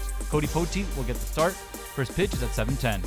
Tomorrow night, right here at Dry Pink Stadium, a full capacity crowd. Watch Inter Miami CF welcome DC United to the pitch. Inter Miami CF pregame show with Big O and Alex Giano gets started at 7, and the call of the match with Eric Krakauer, Thomas Brogdon, and Fernando Fiori at 8 p.m. You're listening to the only locally owned South Florida sports talk station, OnsideRadio.com. Sports fans love a place with great food, cold drinks, and TVs everywhere. That's why sports fans love Sports Grill and their 7 amazing locations. Check out the Bird Road location at 11481 Southwest 40th Street in the back corner of the West Bird Shopping Center. Sports Grill is also now offering some great employment opportunities. All kinds of positions are now available from kitchen to hosting. Call for more information at 305-485-8845. From wraps to salads to amazingly delicious specialty dishes, Sports Grill is the home to the legendary special grilled wings. Since 1987, Sports Grill, good food, good drink, and good friends. When you want a perfectly straight smile without braces, you can count on MoodyAsDental.com. A stunning smile is within reach. Learn more about Invisalign. Find out why so many trust the Moody Ass family. Dr. Moody Ass is an inventor and has several patents on innovative surgical instruments that are used around the world. Experience a family environment and trust on a worldwide level. From implants to crowns to a beautiful Invisalign smile. Call 305-821-0231. That's 305-821-0231. Or go to the website at MoodyAsDental.com.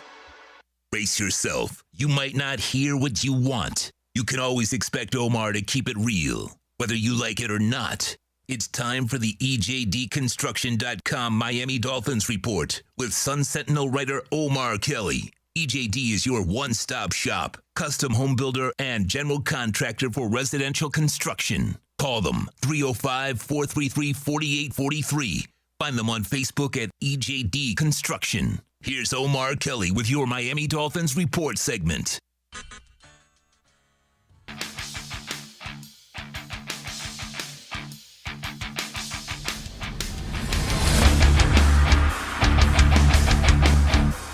All righty, welcome back. We're going to talk a little Dolphins with my man Omar Kelly. It's our EJDconstruction.com Miami Dolphins report. Follow him on Twitter at Omar Kelly and catch his work there at the South Florida Sun Sentinel. Oh, how you doing, my friend?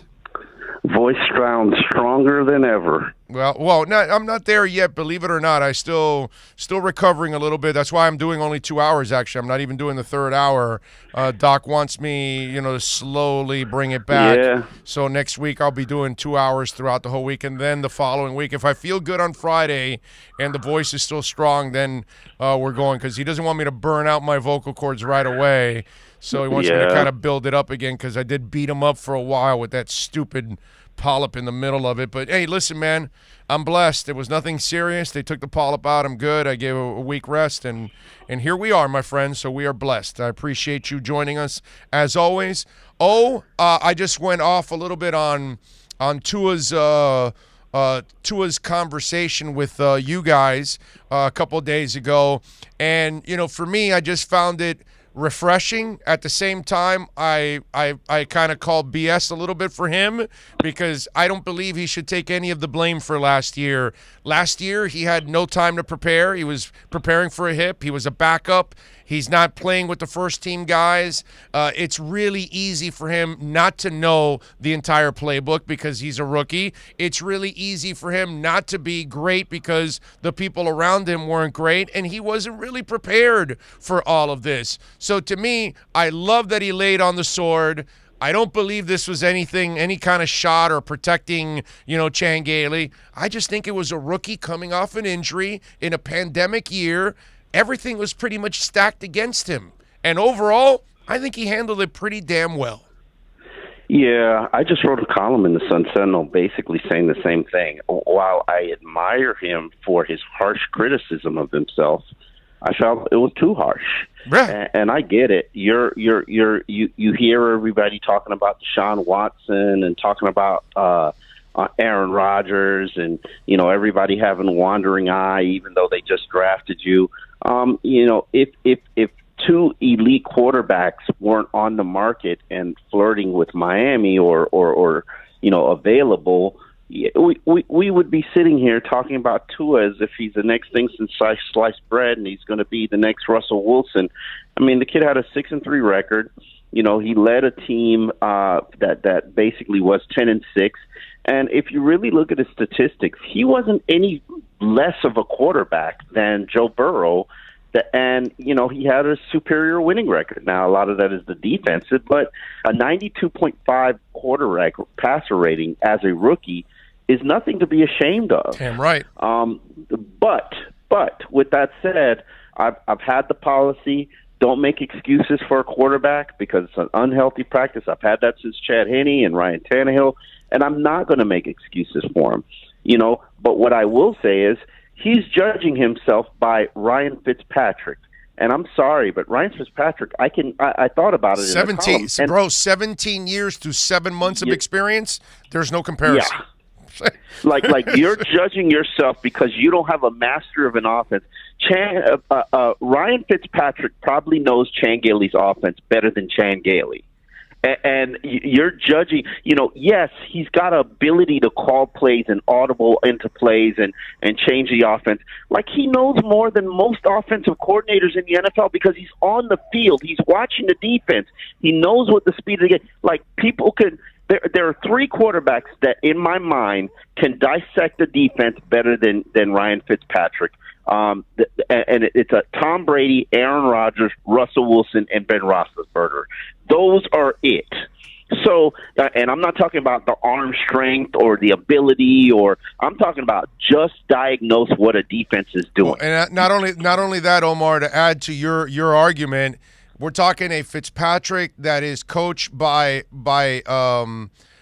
what's it called? I'm forgetting the coach's name now. What's it called? Chan Gailey. Not only here, but in Buffalo and the Jets. So yeah. I mean, Jesus Christ, they played together in 3 teams. Are you kidding me? So I get it. Tua's disappointed that he wasn't a rookie sensation, that he's not this franchise's savior in year one. And I get it. Those are his standards for himself, and props to him. But I can honestly tell you, and I really thought back on it because I didn't write my column about it until really giving myself 24 hours to really think about his statements and things that he said and thought about it. I've never heard an NFL player criticize himself like that. Never. No. You've never been around Mark Dixon. Mark Dixon had himself cut after every game. Mark, you didn't give up a sack. You guys ran the ball for 2. No, I screwed up on 2 plays. I'm telling you, I was terrible. I mean, Mark Dixon had his ass cut after like every practice, every game. Ask some of the well, I don't know if you're friendly with Armando, but ask Armando if Mark Dixon had his ass cut after every game, and we would look at each other going, the dude played well. What the hell's wrong with him? Nobody beat himself up like Mark Dixon. I remember that. That was memorable. Now, I'm not saying that Tua played phenomenal because he didn't. He had an average rookie year that he really shouldn't have been starting. He wasn't Ryan Fitzpatrick, but the last I checked, even to say whatever you want to say about Ryan Fitzpatrick, but he's responsible for the majority of Brian Flores' wins.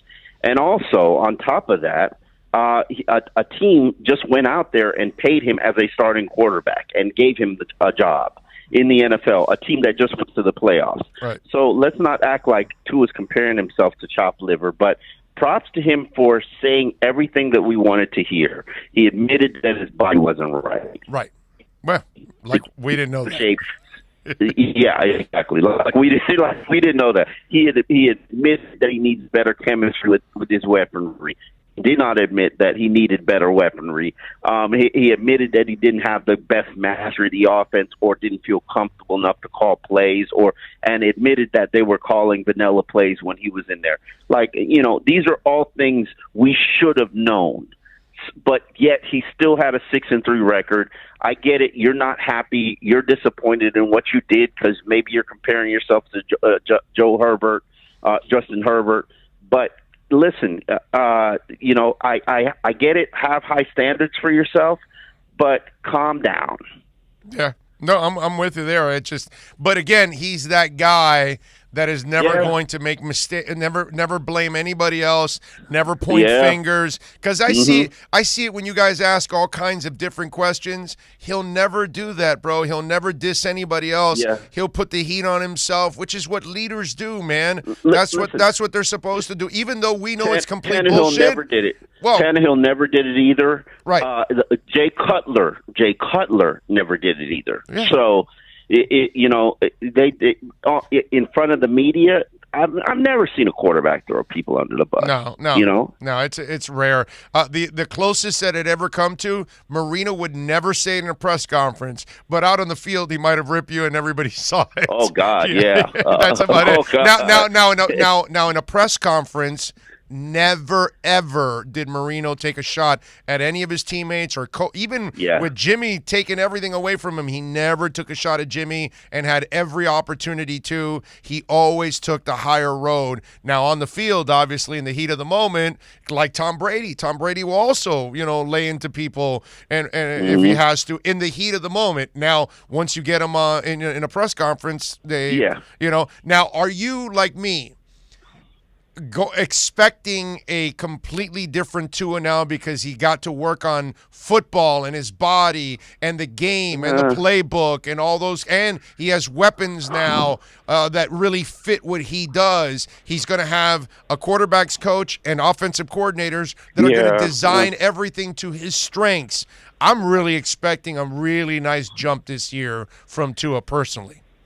We should get a nice jump. I don't think it's going to be the savior jump, but we should get a nice jump to the point where we're looking at him and we're seeing consistency. We're seeing, you know, steady progression. We're seeing a quarterback who can be clutch. Hopefully, you know, we should probably see third or fourth year Ryan Tannehill as opposed to, you know, second year Ryan Tannehill. I have a ton of confidence in Tua. If he can physically hold up, if his arm can hold up, I've said this, and it will continue to be my biggest concern is his durability and his arm strength. Those are things that I'm watching very closely. But they've got a ton of weapons. They have a ton of players. The offensive line is a completely different offensive line than what we saw last year. I can't tell you what it is, but it's completely different. It's only one guy in the same spot, and it's going to be interesting to see how many of those second-year players take that next step. And if Tua and Austin Jackson and Robert Hunt take that same leap that Andrew Van Ginkel does in year 2 and Christian Wilkins does in year 2 and Myles Gaskin does in year 2, we should be good. We should be good. We should have a competitive team that gets to 10, maybe 11 wins and hopefully takes that next step. Yeah, that's what I'm expecting. Before I let you go, are they done free agency? Do you think there's going to still be some movement, possibly even at running back or any other position? We saw that they brought in the pass rusher last week, but nothing, earlier this week, but nothing's been done so far. What are you hearing? I think that they're still interested in the pass rusher.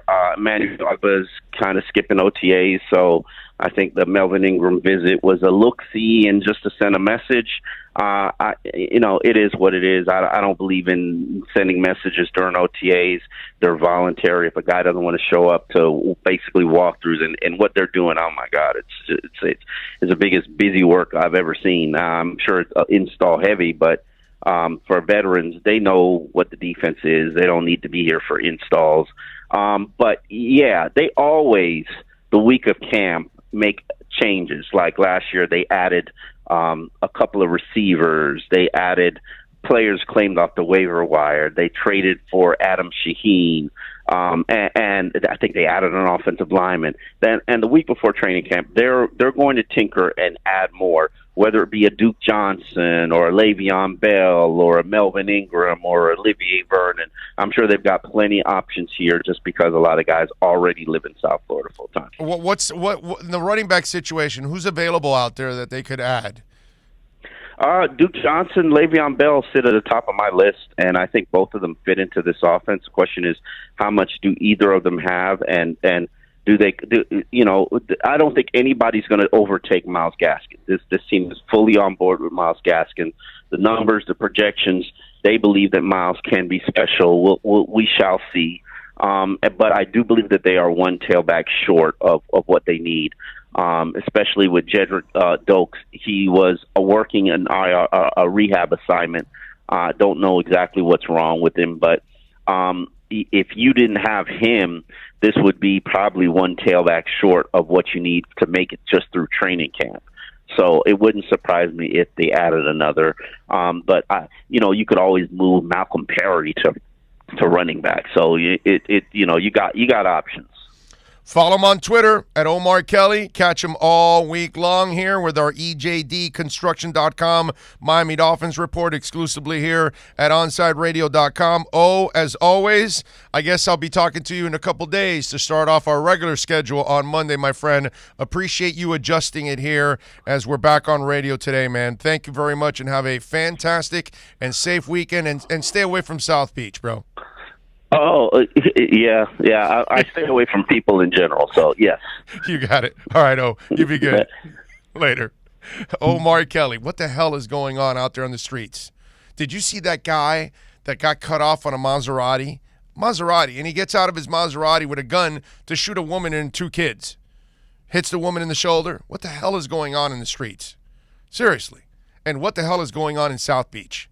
Brother, we used to party in Fort Lauderdale.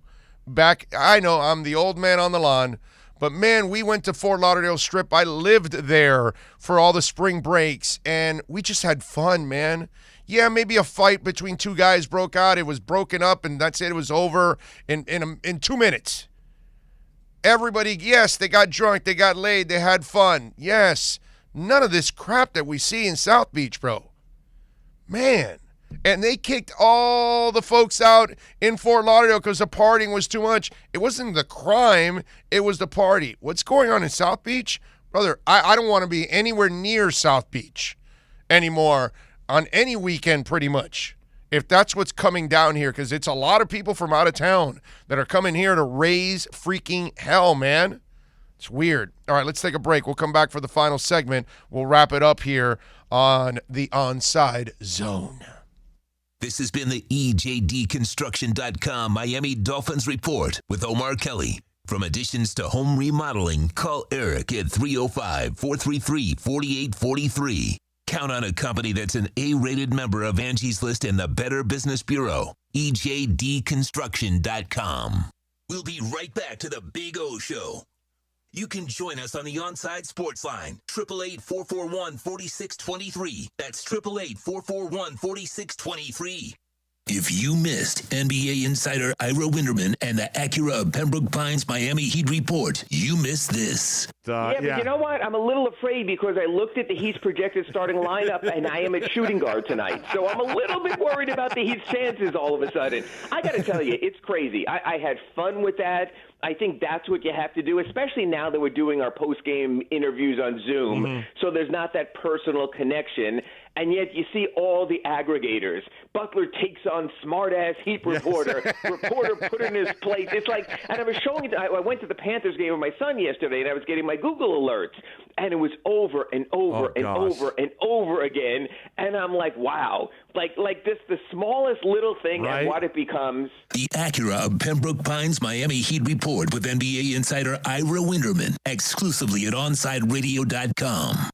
When you're tired of watching the sun damage your furniture or raise your electric bill, it's time to do what we did here at OnsideRadio.com studio. Call A Shade Above Window Fashions in Davie and Sunrise. A Shade Above Window Fashions has a great selection of blackout shades to choose from. We can almost create a complete blackout for your bedroom or media room. Call them at 954-434-4774. That's 954-434-4774. Love the space you live in. A Shade Above Window Fashion. Can I get a captain? Captain and what? Captain and Ginger. I didn't hear you. Captain and Ginger. He was a captain and Ginger. Captain and Ginger. He was a captain and Ginger. Captain Morgan, official partner of Major League Soccer. Hey, it's Big O for EJD Construction, your custom home builder, additions and home remodeling. Our lives have changed. We're making our homes more of an oasis. Call the right place. Call the right people. Eric at EJD Construction for over 16 years. A-rated member of Angie's List in the Better Business Bureau. 305-433-4843. That's 305-433-4843 for EJDConstruction.com. Baseball fans will go deep into the count with Alex Aguirre and Christian Chase. Catch the show that talks Marlins and all the big stories in the major leagues. Saturday at 8 a.m., exclusively at OnsideRadio.com.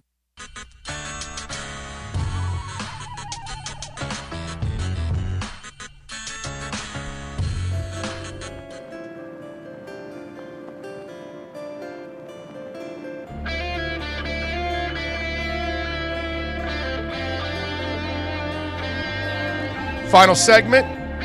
Thank you all. Thank you. The Tuttle Army is in there. RC305, Matt Walker, thank you. The Raging Dolphin Maniac. Controversy gets clicks. Truth, not so much. That's actually very true.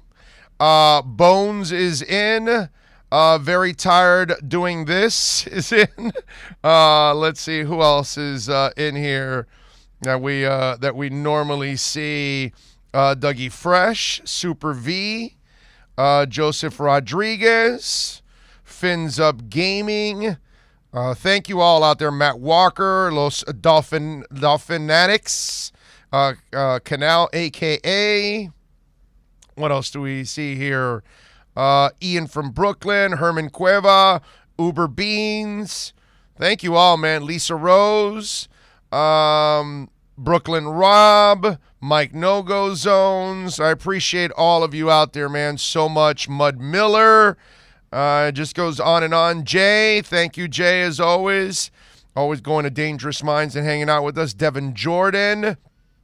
JG is in. As always, he's in Malaysia checking us out. Appreciate you, my man. As always, Play Action 7. So all of you out there, Bromar Smelly, so many of you out there, I appreciate you all, man. It is Troy Ortiz, Gus 1388. I mean, it just goes on and on. Remember to smash the like button. It's really important to smash that like button for us, for Toast, for Kai, for when Alex does, deep into the count. Every show, man, Austin Robillard, Red Card Radio, David Dwork, Chirping the Cats Radio. We got a lot of great shows. Fight Night on Thursday nights. We're going to add some more stuff. Steven, obviously, Miami Sports Music at 6 o'clock, which, by the way, I love that show because it's a different type of show, and it really just adds to what we do.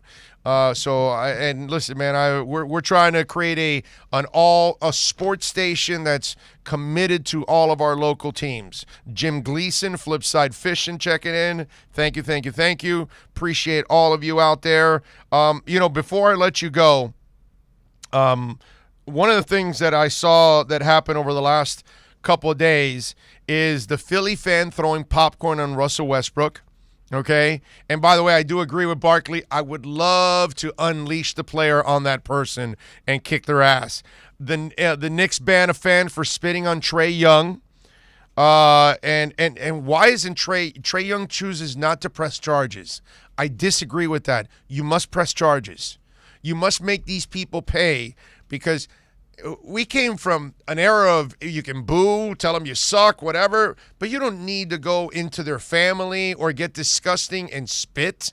How do you spit on another human being, dude? That's just unheard of. The Jazz banned 3 fans for verbal altercations, which they got disgusting with Ja Morant's family, verbally abusing them.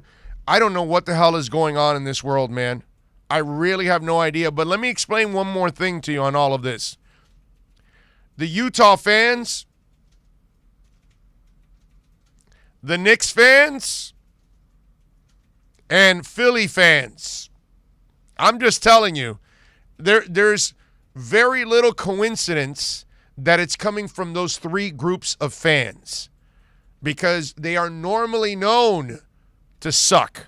They are normally known to be rude and to be an embarrassment to a lot of fans in general. Okay, Philly fans destroyed their town when they won the Super Bowl. They acted like rioters. Okay, and listen, I'm the guy that goes after the people that are rioting and destroying property in Black Lives Matters, or the terrorists that were attacking our Capitol, or the morons that are in South Beach. What is right, and what is wrong is wrong. I don't care how you look. I don't care what sex you are. I don't care what nationality you are. I don't care what religion you are. I don't care what color you are. None of this matters to me. What is right is right. What is wrong is wrong. These are human beings playing a game. You want to boo them? You can boo them. You're entitled. But you're not entitled to go spitting on them, throwing popcorn on them, being disgusting to their family members. I mean, let's go, man. Can we have a little class in this world? Please. Can we show some class? Huh? What happened to just booing? What happened to just saying you suck? Keep it that way. Let's start behaving in this country. Man, it is, I swear to you, every day we get closer and closer to Mad Max. Seriously. Every day.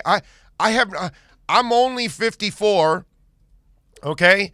I don't know how much time I got left, another 10, 20, 30 years, but I don't want to see this world 50 years from now. I can't imagine the direction we're going, because if we continue on this path, it is a path of absolute destruction of society. The common decency, we're beating up flight attendants because they tell you to put on a mask or put your tray table up. Are you freaking kidding me, bro? Seriously, what the hell is going on? Wow, let's go, man. Let's show a little class. I'm done. History in the archives. Alex, excellent work by you, sir. Thank you. Make sure you tune into Alex's show tomorrow, Deep Into the Count. They'll be on from 1 to 3 p.m., getting it done right after Austin Robillard, who is live at Stout Bar and Grill in Fort Lauderdale. It's about 10 minutes from here, just a little east from here, from the stadium. He'll be on from 11 to 1 p.m. I'm going to go out there and visit the boys. As always, we got all kinds of stuff going on. I appreciate all of you. I love all of you. I'm sorry for the social commentary in the end if it bothered you in some way or some fashion. But I, as a person of just trying to, listen, we can agree to disagree. We can argue, all of that. That's where it should end. We don't need to cross the lines that we're crossing in today's world. And it is shameful. It almost makes me feel like you don't even want to be out in public nowadays because of so many idiots that are out there. But I had to say it because it's just disgusting. It rolls into life. It rolls into politics. It rolls into sports. We got to start acting like decent human beings. Please, I pray for all of us to act more like decent human beings. I love you all. We'll see you tomorrow. You all be good. Alex, excellent work by you. We thank Ira Winderman, we thank Omar Kelly, and we thank Andre Fernandez. We'll see you tomorrow for the Inter-Miami game taking on DC United right here at Drive Pink Stadium, and we're back on Monday rocking and rolling, talking all kinds of sports. Y'all be good. Love you. The viewpoint, statements, or beliefs expressed on the following program by the host, guests, or callers are not necessarily the opinions of Onside Radio, ownership, management, sponsors, website, or Inter-Miami Marketing, LLC.